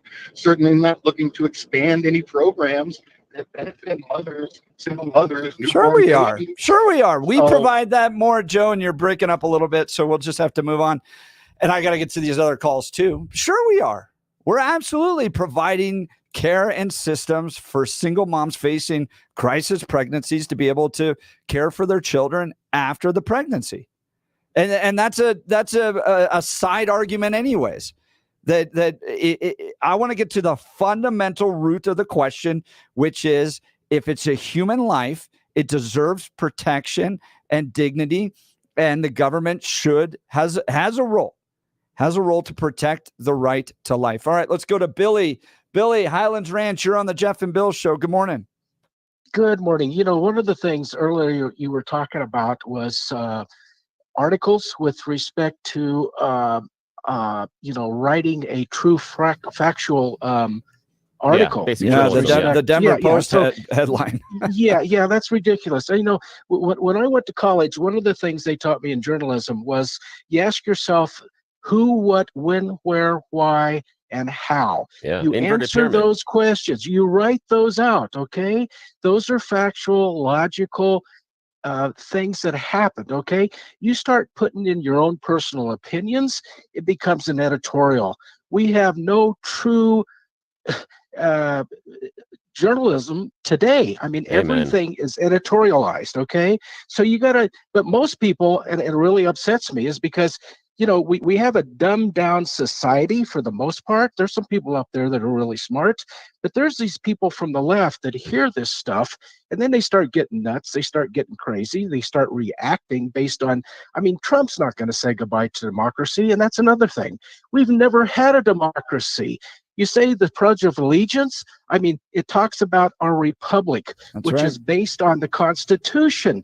And the leftists are trying to get rid of the Constitution. And that's why they call it a democracy. Even Fox News talks about democracy 2024. We have no democracy. We Billy, never had one. appreciate it. Yeah, we do and we don't. I understand where he's going with that. But if we go back to, you know, the originalism that the Supreme Court likes so much, during the time of our founding fathers, the idea of democracy and republic were used interchangeably. We're interchangeable. Yeah, it's totally interchangeable. Yeah, it is a semantic argument that doesn't really have a lot of weight behind it, but I get why people want to Billy's make it. point to honest journalism would be nice. All right, want to talk to you all about my friends at QC Connects. Went over there and visited them, saw their operation. This is awesome. Look, life in Colorado is awesome this time of year, but if you got knee pain, shoulder pain, joint pain, back pain, it's not. You want to be outside. You want to have a great time, but that pain's holding you back. Guys, surgery needs to be the last resort. Once they start slicing and dicing and cutting you open, then a lot of things can go wrong. The good news is that QC Kinetics is here with the most advanced treatments using regenerative medicine. They harness the healing power from your own body to restore and repair your damaged joint tissue. So many of our listeners have done this, and they are so grateful they're pain-free. QC Kinetics can get you moving again, too, with no surgery, no drugs, and no downtime. This is the future of medicine, and the local medical professionals at QC Kinetics can get you started with a free consultation. If your shoulder or back is always hurting, if it hurts to walk or lift something, you need to check this out and get lasting relief. Do it now so you can enjoy the Colorado summertime like you deserve. Give them a call at 303-900-8986. That's 303-900-8986.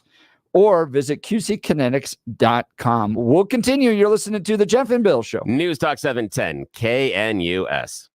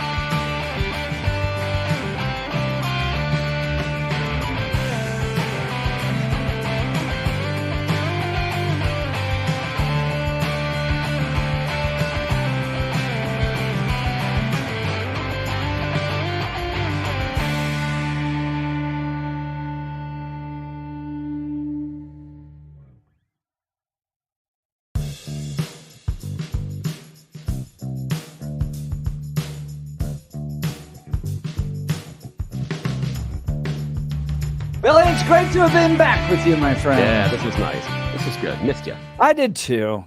We're having fun. Look at the bridges we're building here. I know. Incredible show. If you missed any portion of it, we had Ash Hess, who is a guy who helped build the Army marksmanship course, talk about the actual assassination attempt and what happened there. Paul Teller joined us on pro-life issues. You're not going to want to miss that. My nephew's in studio. He's going to take us out. Go ahead. All right. Up next, we have Cal Thomas, followed by Charlie Kirk. You guys are all listening to the Jeff and Bill Show. And that was